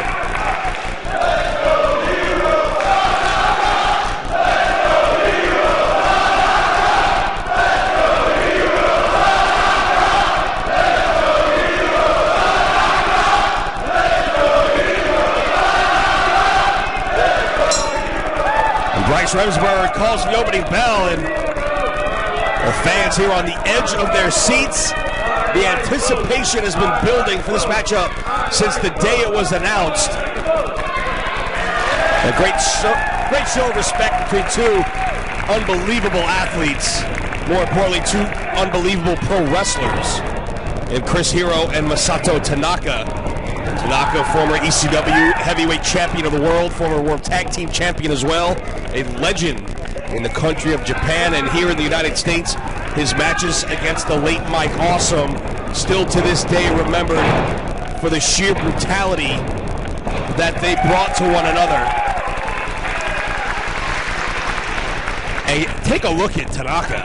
I mean, in his 40s, but he has never looked better physically than he does right now. Perhaps the best shape of his career from a cardiovascular standpoint.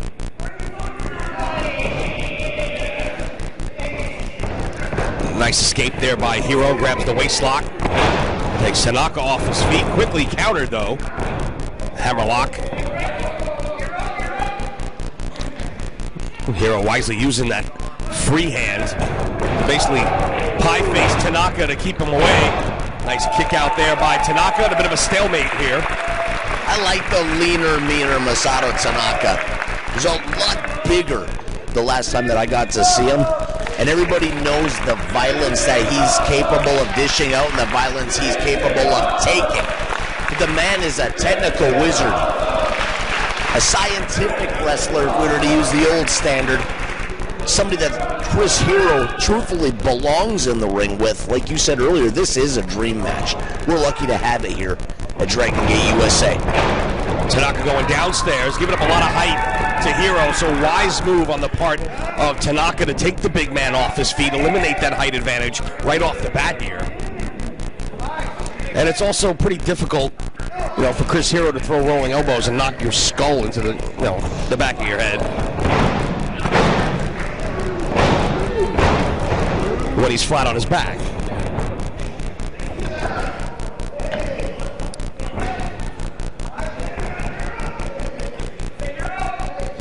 You've seen the respect earlier when Masato Tanaka showed up to the venue. The wrestlers, every single one of them, just wanted to get in line to shake hands and bow to the Japanese legend Masato Tanaka. The guy looks like he's been to hell and back or through several wars. And he has. Yes, he has been through several wrestling wars. And Hero and Tanaka both going for that rolling elbow. I love it. Mirror images of one another right there for the moment.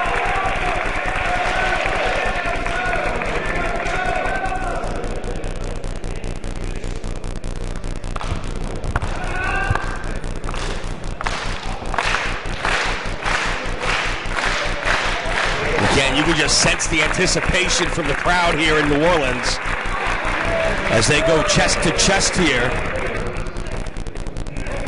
And still to come, our main event, the Open the Freedom Gate title on the line, Johnny Gargano and Ricochet. Chris Hero right now with the advantage on Tanaka.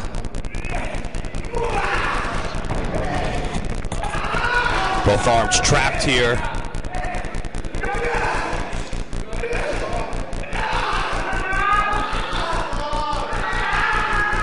Try to turn Hero and does.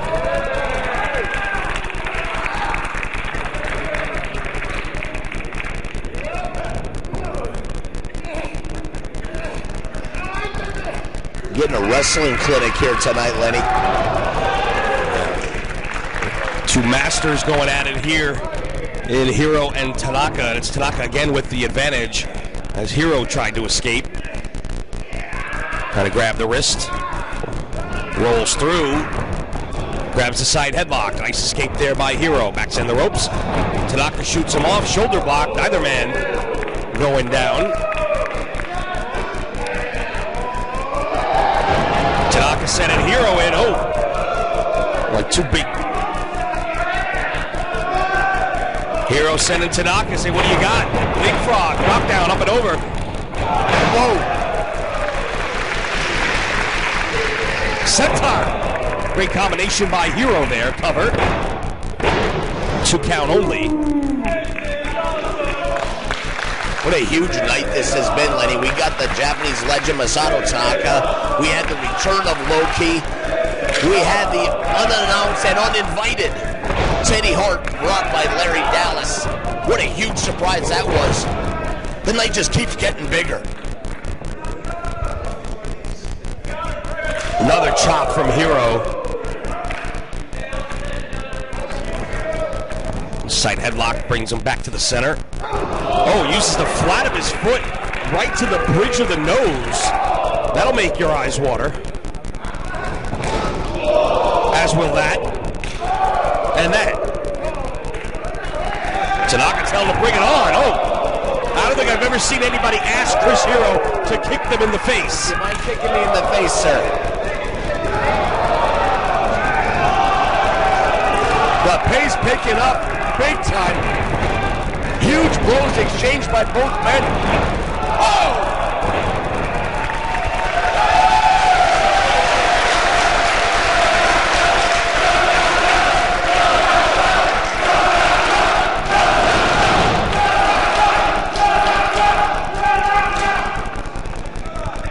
Tanaka electrifying the fans here in New Orleans as he drags Hero back to his feet.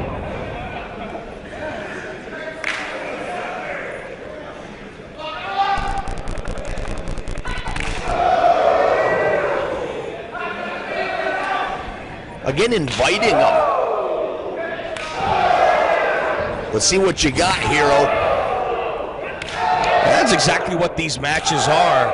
You know, no titles on the line, just two great competitors wanting to test one another against their opponent. They know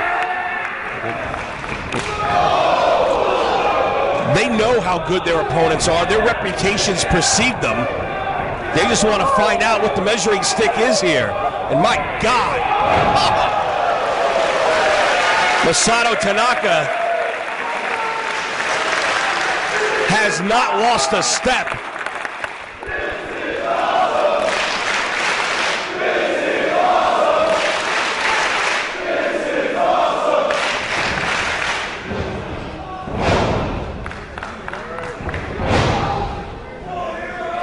Hero trying to get to his feet, but can't keep his balance. Knocked silly by the brutal Masato Tanaka.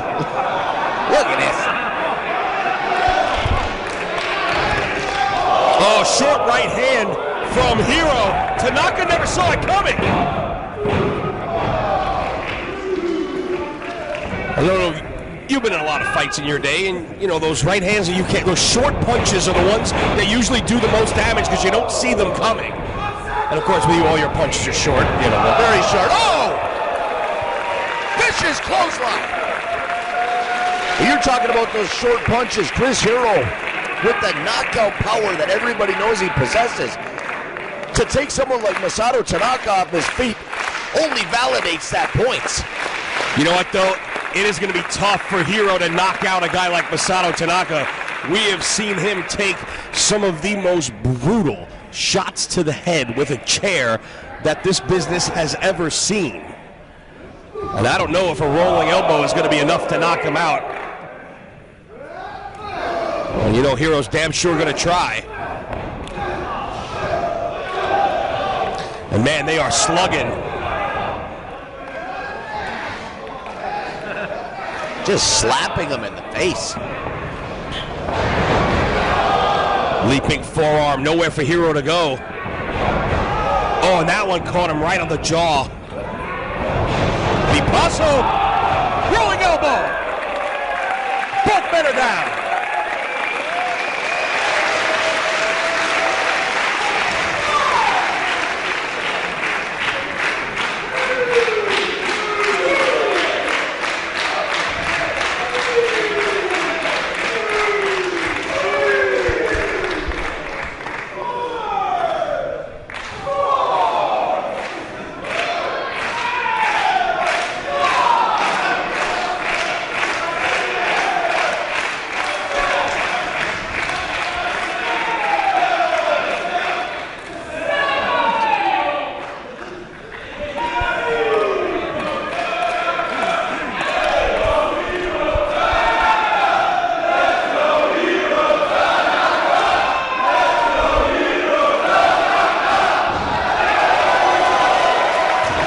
That's one way to beat the count. Burst of adrenaline from Hero here.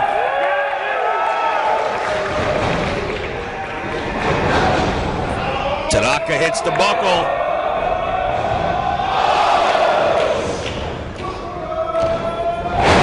Oh, what a neck breaker. Cover. No. Thought that was it, Lenny. Hero. Insane flurry with that offense. Crowd's on fire. And that's really what this match has been. Almost like a serve and volley of flurries. One guy with an extended advantage for several moves in a row, and then the other one takes over. Very much evenly fought here. Reversal of the whip. Hero into the ropes into the corner now. Clothesline from Tanaka. Second one. Connects. Reversal by Hero. Tanaka. Out of the corner. And drops Hero with another one. What an unbelievable match, living up to the dream match billing. Masato, Tanaka, and Chris Hero tearing the house down. Oh, this match a main event. I know it's a big cliche, you've heard it a million times. This could be a main event anywhere in the world. What a DDT! They're going to announce this match in Japan for Korakuen Hall, and there'll be 2,000 tickets gone in the blink of an eye.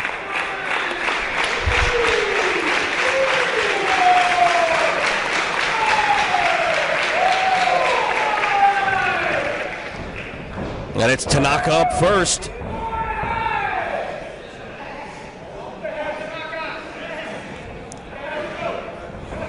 And Hero slowly being dragged to his feet here. It's Tanaka looking for maybe the brainbuster here. Hero trying to block, dropping down his weight. Had hold of the leg of Tanaka, caught him right in the head.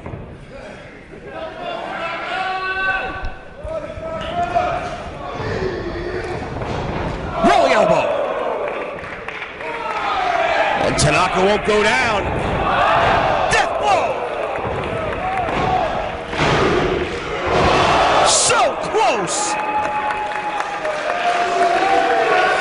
And Hero scratching his head as if to figure out what he has to do next. I'm scratching my head wondering what he has to do next. If that didn't finish out Tanaka, what will? Chris Hero got to be starting to worry, starting to feel a little desperate. You got to wonder how much that flurry took out of Hero himself, as he was a little slow to get to his feet too. Tanaka again telling him to bring it on. It won't go down.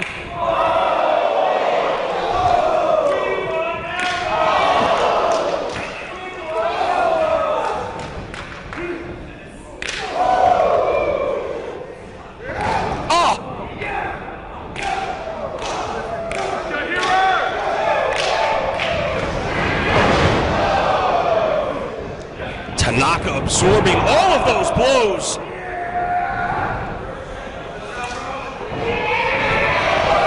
Brainbuster!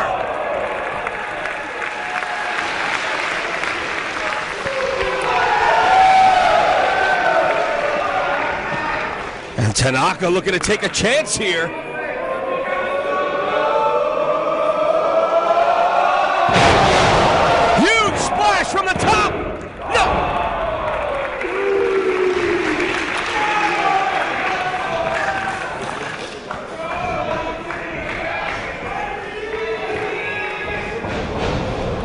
Oh, he had Hero set up.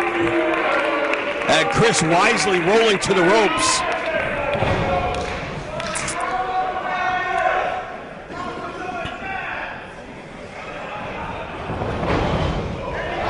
Hero up and over the top. Catches Tanaka charging. Down to an E.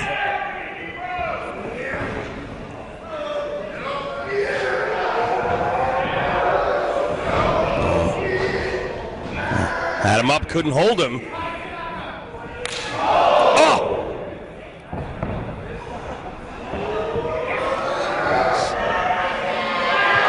Tanaka way up. Oh, awesome bomb! But there was no table waiting for Tanaka that time. It would have been straight to the floor. Tiger bomb! No! Look at the face of the referee. Utter disbelief. Bryce thought that was going to be 3 for sure.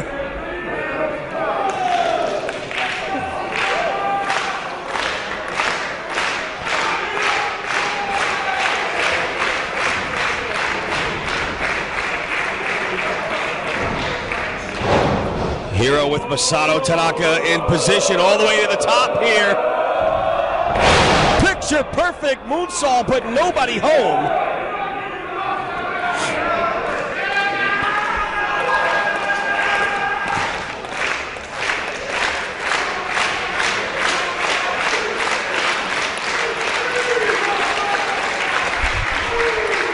Referee giving him a lot of leeway with this count. I don't think anybody in the crowd is going to complain, because the last thing that we want to see this end is as a double count out. Instant classic. Happening here at the McAlister Auditorium on the campus of Tulane University. Oh my God. Both guys on the same page. Oh, what a lariat. Cover. No.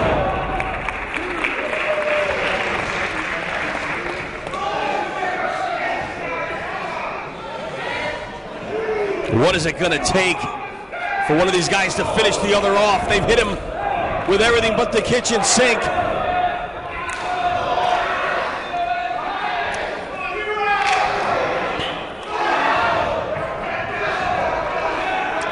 Lefts and rights from Tanaka. Back fist. Rolling elbow. Both men. Both for the rolling elbow. Tanaka connects. Hero kicks out at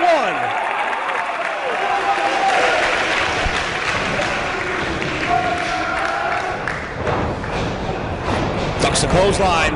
Blocks the boot. Took his head off.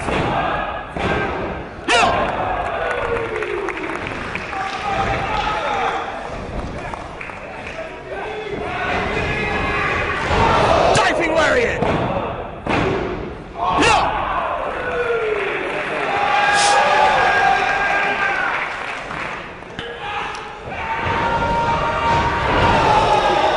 Diving elbow. It's over.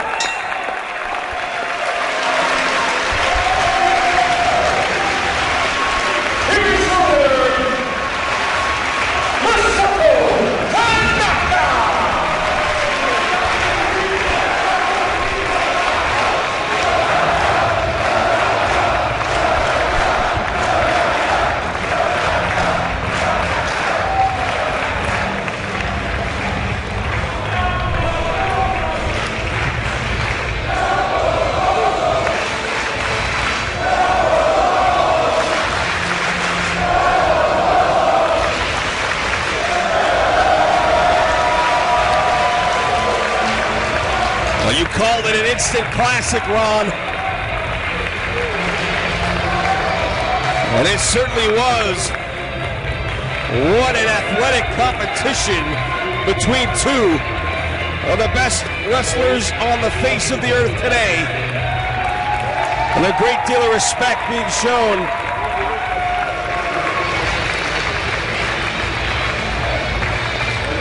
By Tanaka and Hero here.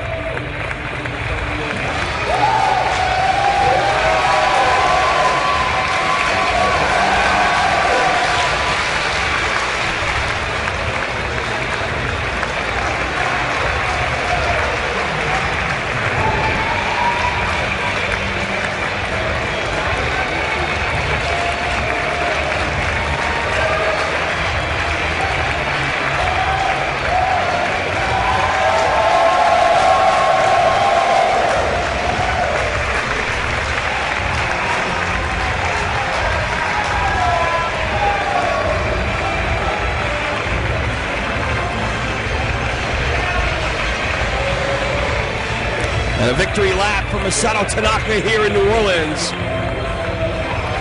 As we get ready for our main event of the evening.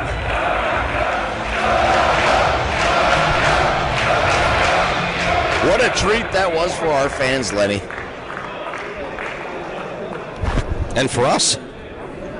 And I have a feeling this main event is going to set new standards.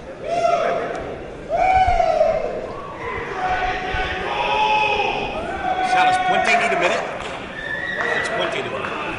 What's Puente doing? Look at Puente.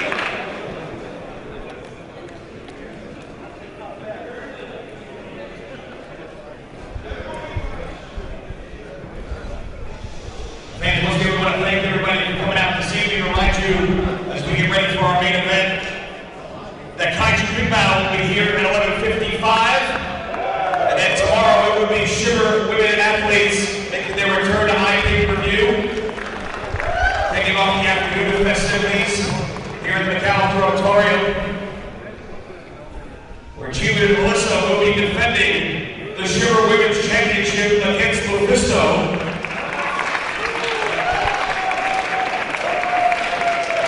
And tomorrow night at 8 o'clock, Trent Barreta USA back here at Tulane to close out the weekend. Traditional Trent Barreta six-man tag with different flavors as far as it goes with the tournament this year. We are very thankful to have you guys here with us. This weekend, you're already going to make it back. All these events will be available on www.live.com as well as video on demand. As we get ready for our main event of the evening.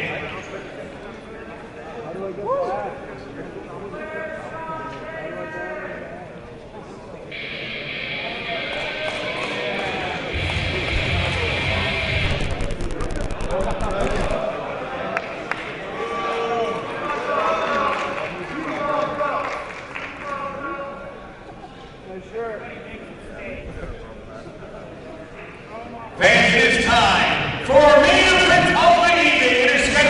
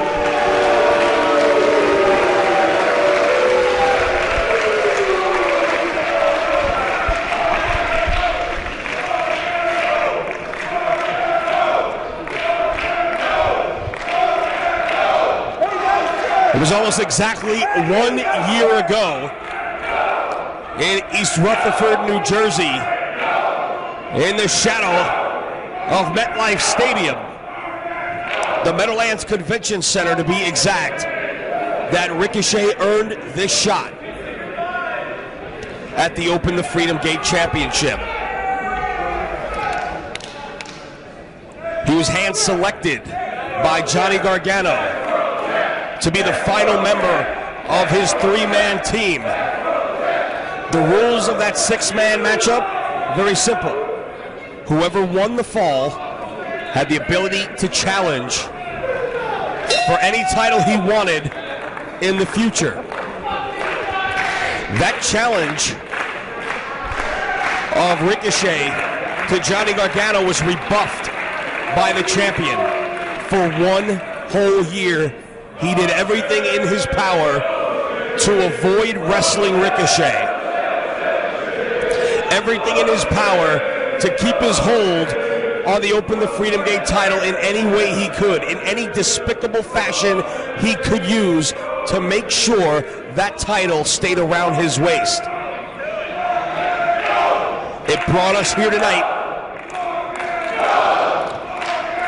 some 1,300 miles or so from East Rutherford, New Jersey. The McAlister Auditorium is the site. The Open the Freedom Gate title is the prize. And two of the best young wrestlers in the world will do battle for the top prize in Dragon Gate USA. The question is, does Ricochet have what it takes to do what no one has been able to do for the last 873 days? And that is be the person wearing the Open the Freedom Gate Championship but not be named Johnny Gargano. To wait over a year to get the shot that you've earned has probably driven Ricochet nearly crazy, but now, tonight, he gets that shot. What do you think is going through his mind? I think Ricochet's supremely confident. I think he knows that this is the opportunity he has worked his entire life for, and I think the fact that he was able to taste victory in a matchup of this magnitude recently in Japan, in winning the Open the Dream Gate title in front of a jam-packed crowd in Japan, and really shocking the world by becoming the first non-Japanese-born person to hold that title. It really has shown how far he has come. He's no longer the flashy little kid that does double moonsaults. He is a complete performer inside the ring, outside the ring. He has elevated his game on every level, but the flip side of that is so is Johnny Gargano. Johnny Gargano was the guy who showed up to Dragon Gate USA and opened the historic gate. That amazing night in Philadelphia when this company was first formed, and he was on the pre-show wearing a denim vest and a scrunchie and carrying a Teenage Mutant Ninja Turtles backpack. Talk about coming a long way. And these two guys, both still in their early 20s, have come so far over the past several years. Legitimate superstars in this business. Johnny Gargano is sat right in the seat you're sitting in 24 hours ago and said the difference between him and Ricochet, he will do whatever it takes to make sure he keeps that title around his waist. There is no low Johnny Gargano won't stoop to. There's no shortcut Johnny Gargano won't take. We've seen it. We saw it 1 year ago where he did the unthinkable at that time. Pulled a foreign object out of his tights, pulled out a rope, and choked Shingo into unconsciousness in the middle of the ring to make sure that he kept the Open the Freedom Gate title around his waist. The question Ricochet has to ask himself is he willing to go that far? Is he willing to do whatever it takes to beat Johnny Gargano? clearly the fans are on his side. Desperate times lead to desperate measures.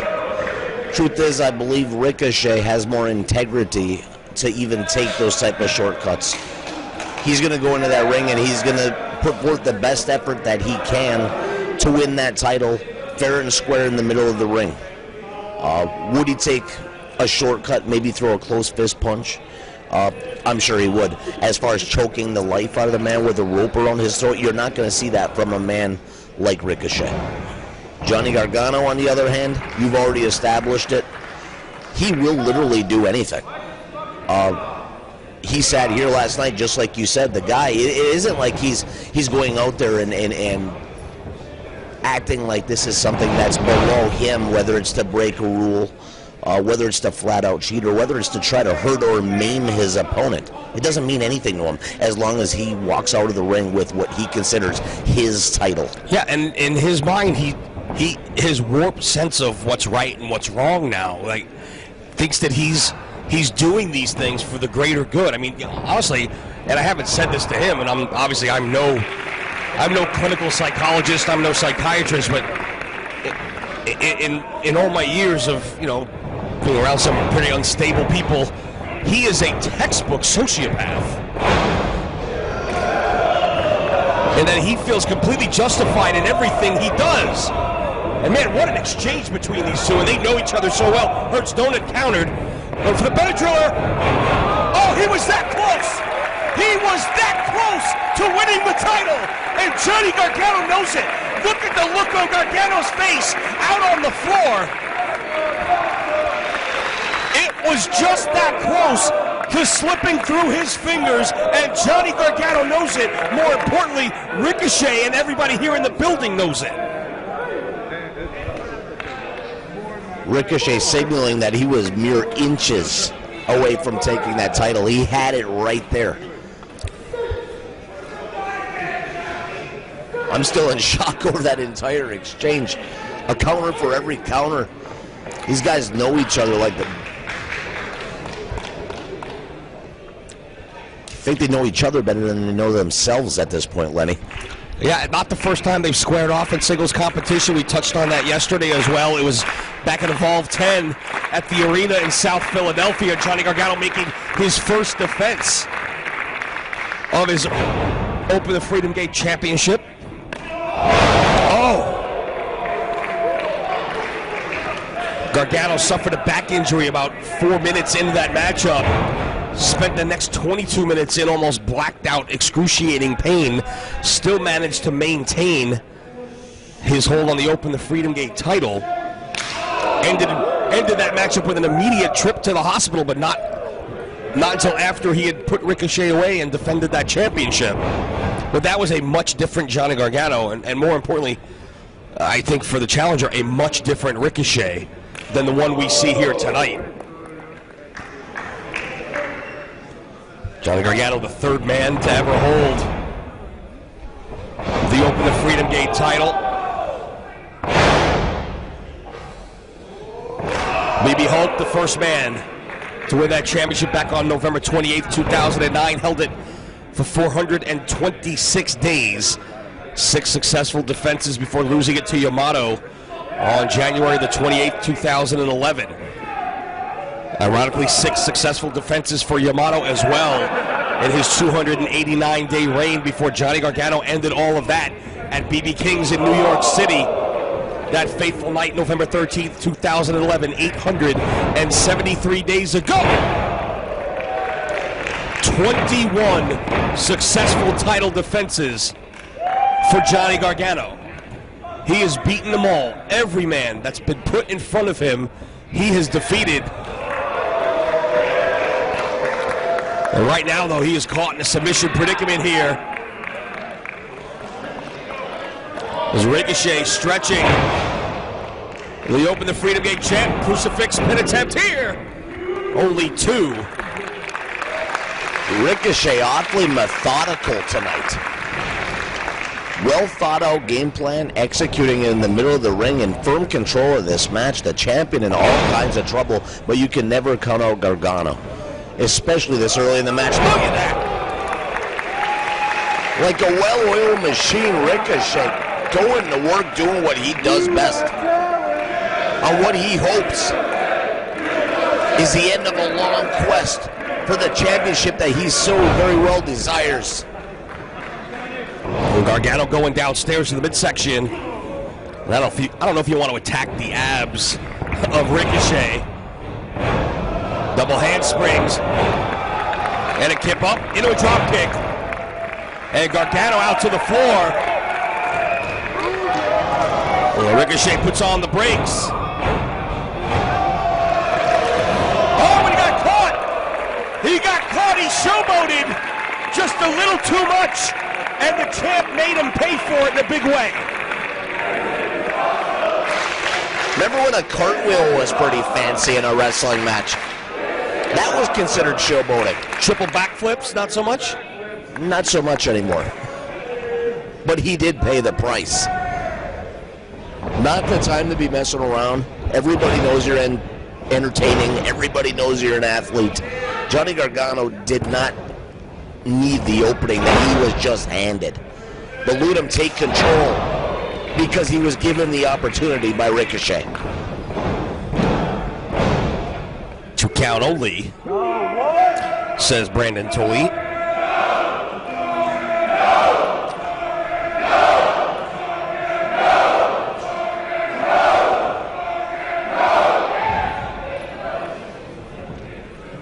The fans here clearly behind Ricochet as the champ continues to work over the challenger here for long dragon twist. Steps over. He's got the arm trapped.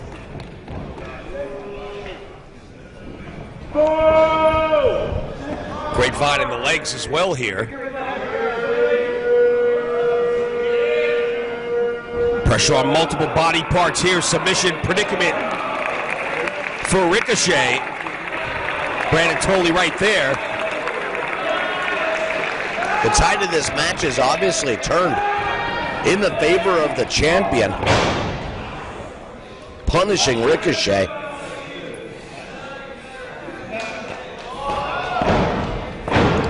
Two count only. Still unable to put Ricochet away. And I think the match has really changed up since Gargano has started on the offensive. Now clearly a much better pace for the champ.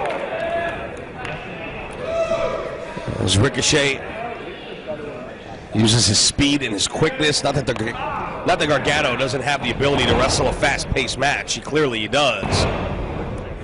But I think of the two, Gargano would prefer this pace, a little bit more methodical, a little more slow and plodding, a little more high-impact offense.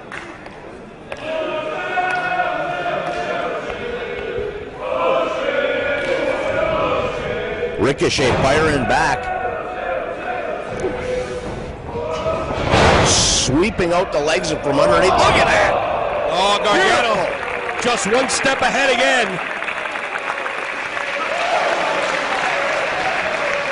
The talent in that ring, Lenny, indescribable.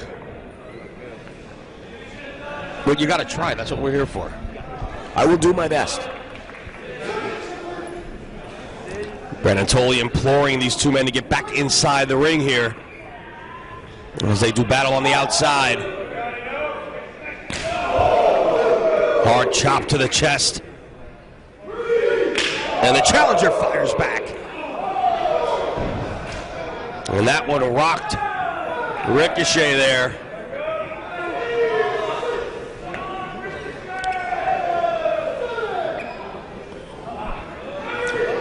Gargano with Ricochet up, face first onto the apron. And then inside the ring to beat the count comes Gargano. I think he'd be happy to take the victory by count out as long as he leaves with that championship, because that's what Johnny and the sick kids both want, Lenny. Well, if you ask me, Gargano's a pretty sick kid himself, but that's neither here nor there. Double knees right to the exposed abdomen of Ricochet.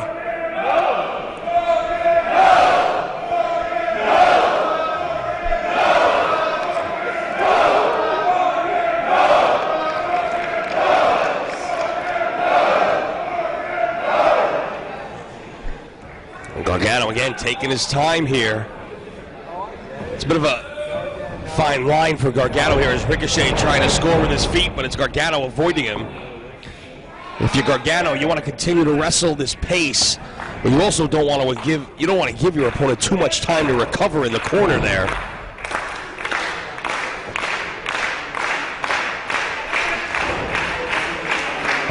Left hands by both men. Lefts and rights now by Ricochet. That one staggered the champ. European uppercut. Ducks the clothesline. Back elbow. Ricochet to the ropes. Gargano follows in. Nobody there. Back and forth. Edge crusher. And there's the speed of Ricochet on display. Precisely what I think Gargano was trying to avoid here. Find yourself speechless watching the action in the ring. How do you keep up? Sit back and appreciate the incredible talent in the ring. Gargano out to the floor. Ricochet, undeterred, soars over the turnbuckles, over the ring post, to the floor, landing on his feet, sending Gargano back inside the ring.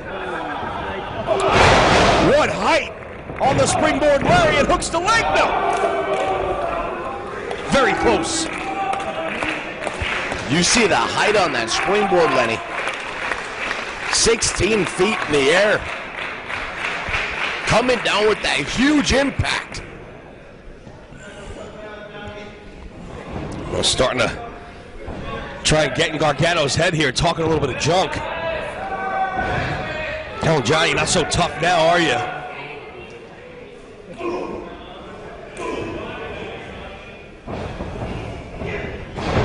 Gargano puts on the brakes. Ricochet does as well. Who's going to get the advantage here?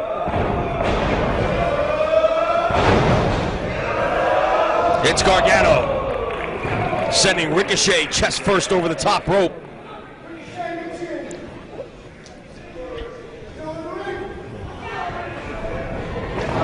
Gargano slingshots to the floor.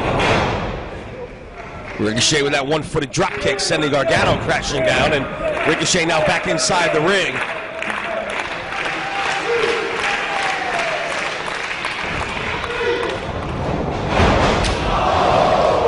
Oh, went for the Sasuke special, but it's Gargano up on his feet with the Enziguri. Slingshot DDT countered. There's the power, Ricochet. Northern Light suplex floats over. Muscles him up. Brainbuster.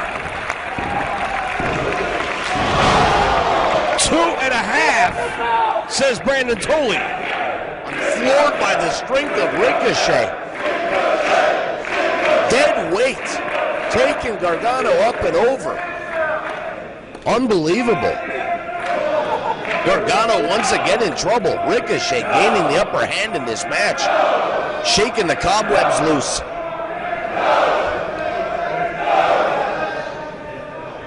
Ricochet plotting his next move here behind Gargano, who's holding on to his head. Looking for that regal plex perhaps, but a side headlock, and now some elbows by the champ. Puts a stop to that. Super kick blocked.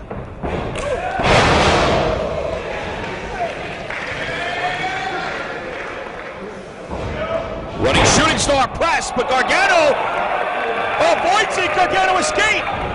Ricochet rolls through. Got him.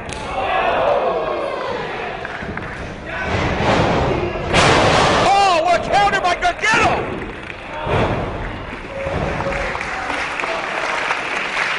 It's so close. Thought that was it, Lenny.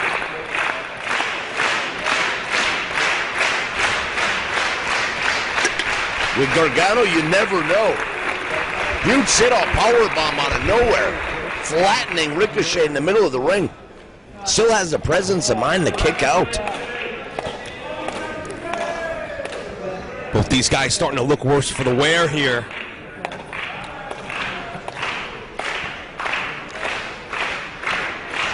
As Gargano backs the challenger into the corner.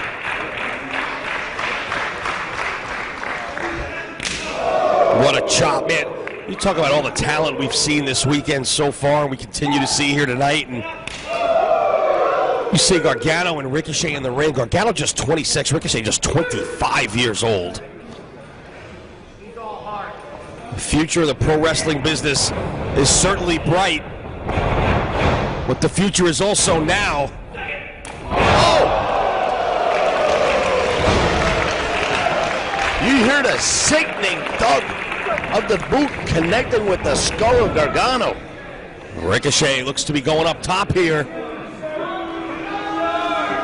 Gargano trying to stir to his feet. Big hard kick from Ricochet knocks Gargano back to the middle of the ring. Shooting star press, lands on his feet, and then gets turned inside out. Roll dart. Cover. Only two.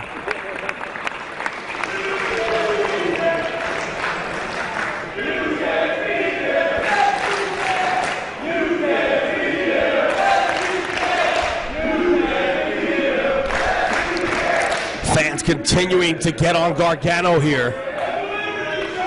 And we gotta wonder if at some point it's gonna start to get under his skin. Right now, still seems to have great focus. But sooner or later does that frustration kick in as he contemplates what's next for Ricochet here. Oh, and the southpaw connects with a hard left. Oh, just spat on Ricochet. He says he's all hard. He may be all hard, but he's no respect.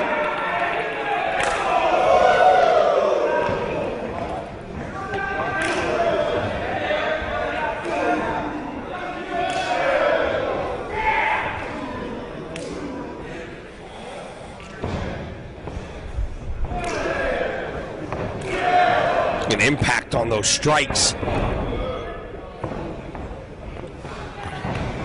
Ricochet puts on the brakes, boot to the gut. Overhead kick. Left hand. Super kick. Super kick. Back flip. Super kick. Big knee. Both men are down.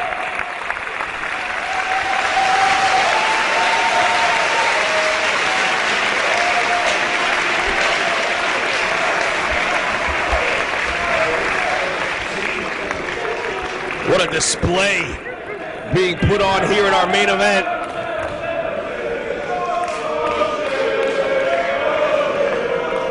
The champion doing everything he can to keep his title. The challenger, everything he can to wrest it away.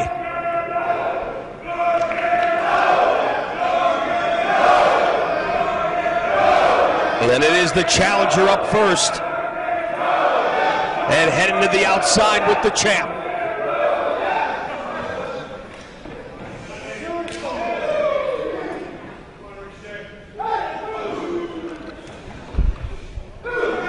The fans might not like Gargano, but he's obviously earned their respect. Fans giving a standing ovation to both competitors just moments ago. Sitting back in hushed silence with anticipation of what's to come next. Oh my God! Ricochet trying to cave in the chest of Johnny Gargano here. Breaks the count. And right back to it.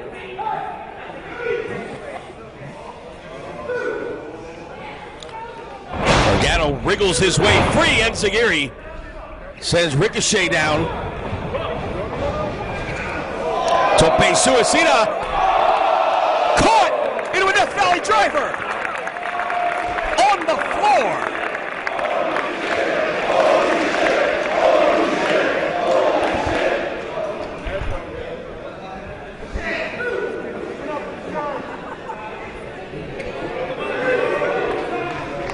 And this may have just become a much different matchup after that one devastating move out on the floor here.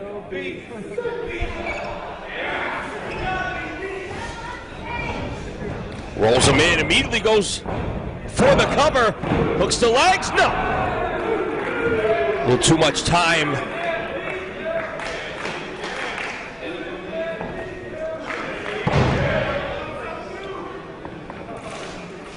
As Ricochet now crawling towards Gargano.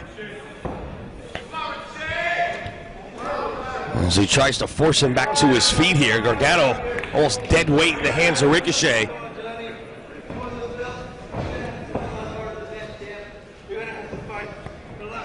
Uh-oh, looking for the Petadriller. Elbows from Gargano.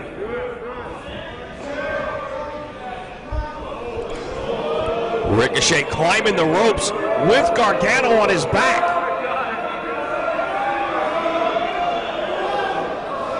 Whoa. Precarious position to say the least here.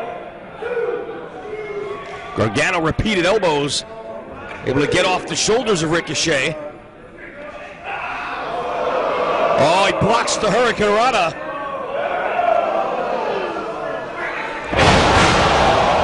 Only for the moment. And then he gets dumped. Hurts, don't it? Cover. No. Gargano escape.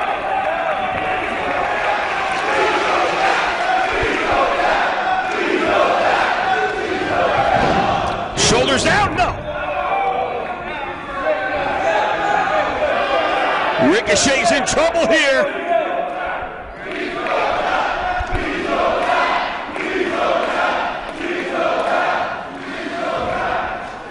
Trying to get back to his feet. Gargano trying to hang on, and there's the strength again of Ricochet. But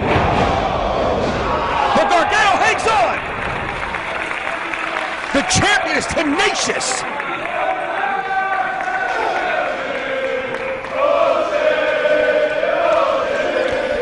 Brandon Tully right there. Asking Ricochet if he wants to give it up. He says no. In fact, he's to his feet again. Hoisting up the champ. And then launches him into the turnbuckles.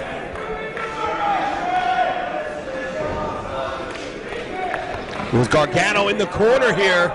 Ricochet again climbing to the top.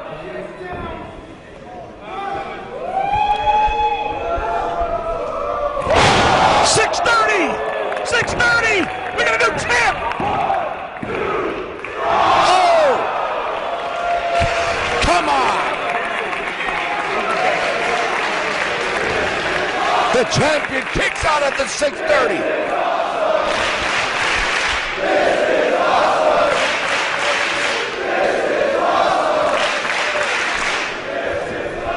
What is it gonna take?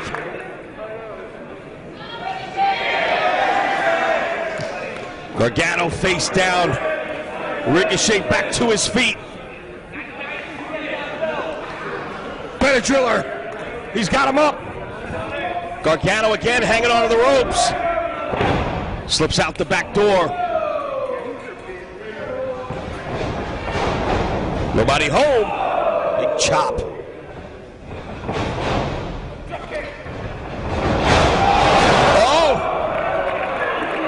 Gargano pulled Brandon Tully right in front of him. The ref down. Petadriller! Petadriller, it's over! We got no ref though! Damn it! He had a new champion there, Lenny. No referee. Gargano pulling the referee in between him and the charging Ricochet, saving his championship for now. Gargano down on the floor, going under the ring for something.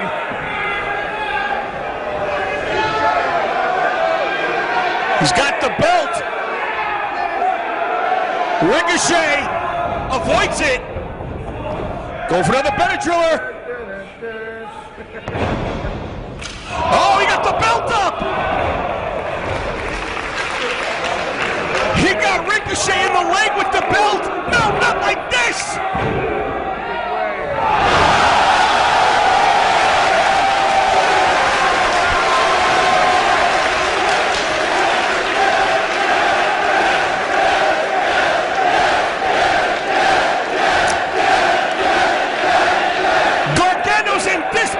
Look at his face! Oh, wait a second. Right back to the tights. It's the way he beat Shingo a year ago. That's what started all this. He's going to choke the life out of Ricochet right here.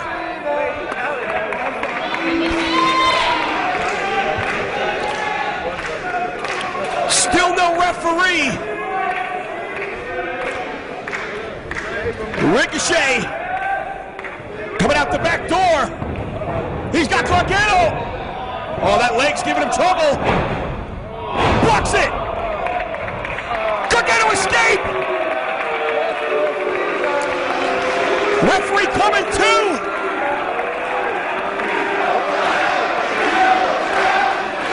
Ricochet's in trouble. Totally right there, asking him if he wants to give it up. Gargano wrenching down. Ricochet with everything he's got, trying to make it to the ropes. Back to the center. Jackknife cradle! Jackknife cradle! No! Big boot from Gargano. Oh, he caught him! Up on the shoulders! Bennett Driller! Bennett Driller! We've got a new champ!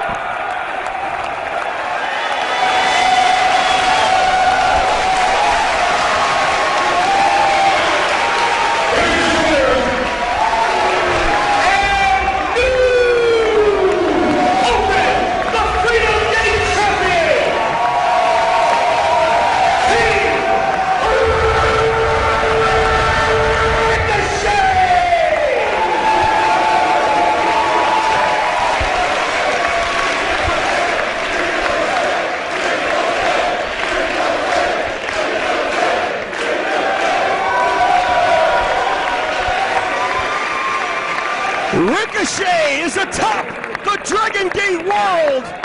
The Open the Freedom Gate and Open the Dream Gate champion.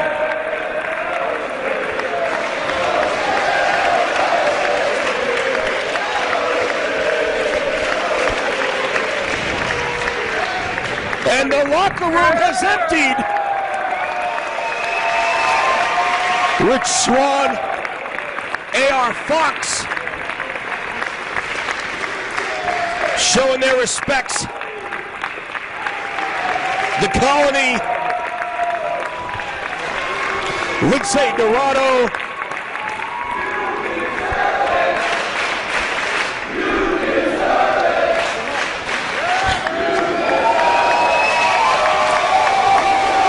what a moment.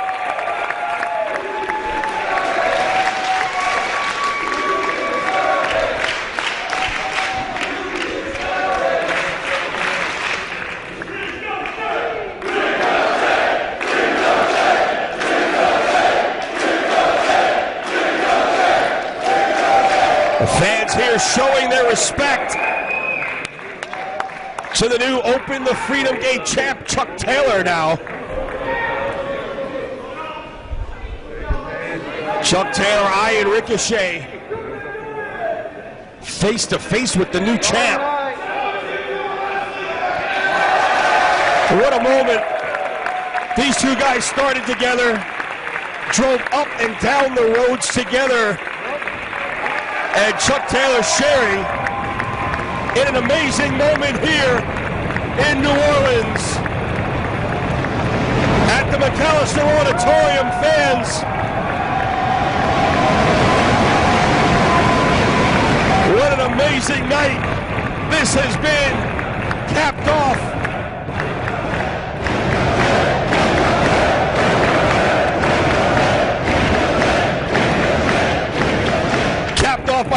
greatest Open the Freedom Gate title match in history, and Ricochet wants the mic.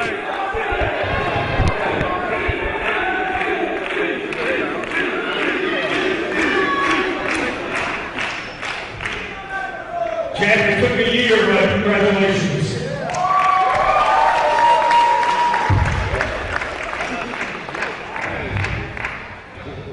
I don't know if anybody remembers or not, but I know I wasn't on the very first Dragon Gate USA show, the pre-show free or whatever the guy was still on for years and years ago, but I was on the first Evolve show.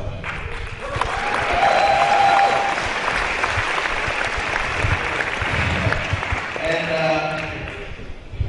it seems like today, the journey that I've been on since that first Evolve show has been a wild, wild ride, I'll tell you what.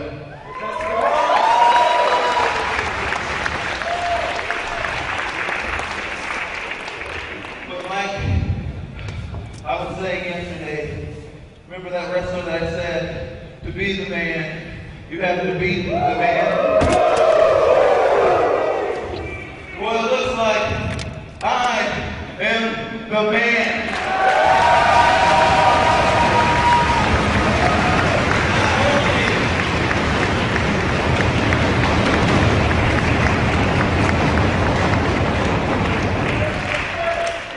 Not only am I your Open the Freedom Gate champion, I'm also your Open the Freedom Gate champion.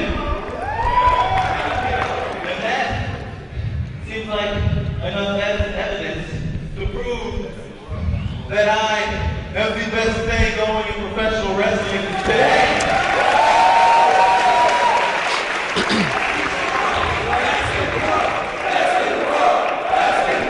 You said it, honey.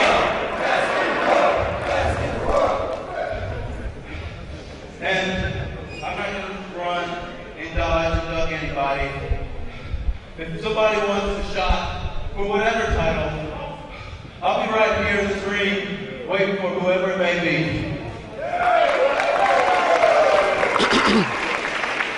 I love it, brother.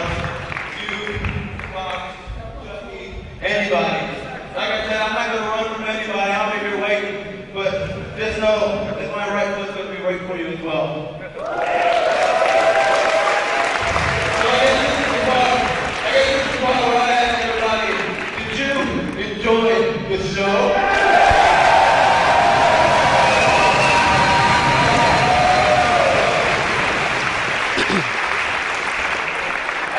This side, you guys. I'm going to do that one more time. One more time. Everybody, did you enjoy the show?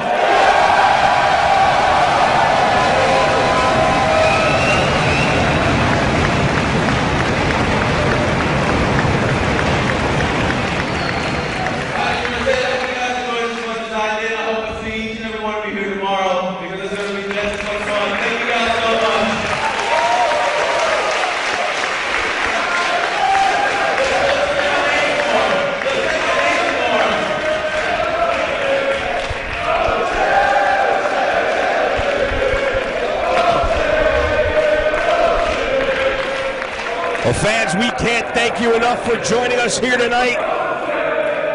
It has been a spectacular evening for Dragon Gate USA, and we are not done yet. We will be back tomorrow night at 8 o'clock to cap off the weekend. It's Kaiju Big Battle 11:55. It's Shimmer Women Athletes tomorrow. And fans, for Ron Nemi, I'm Lenny Leonard. The era of Ricochet has begun.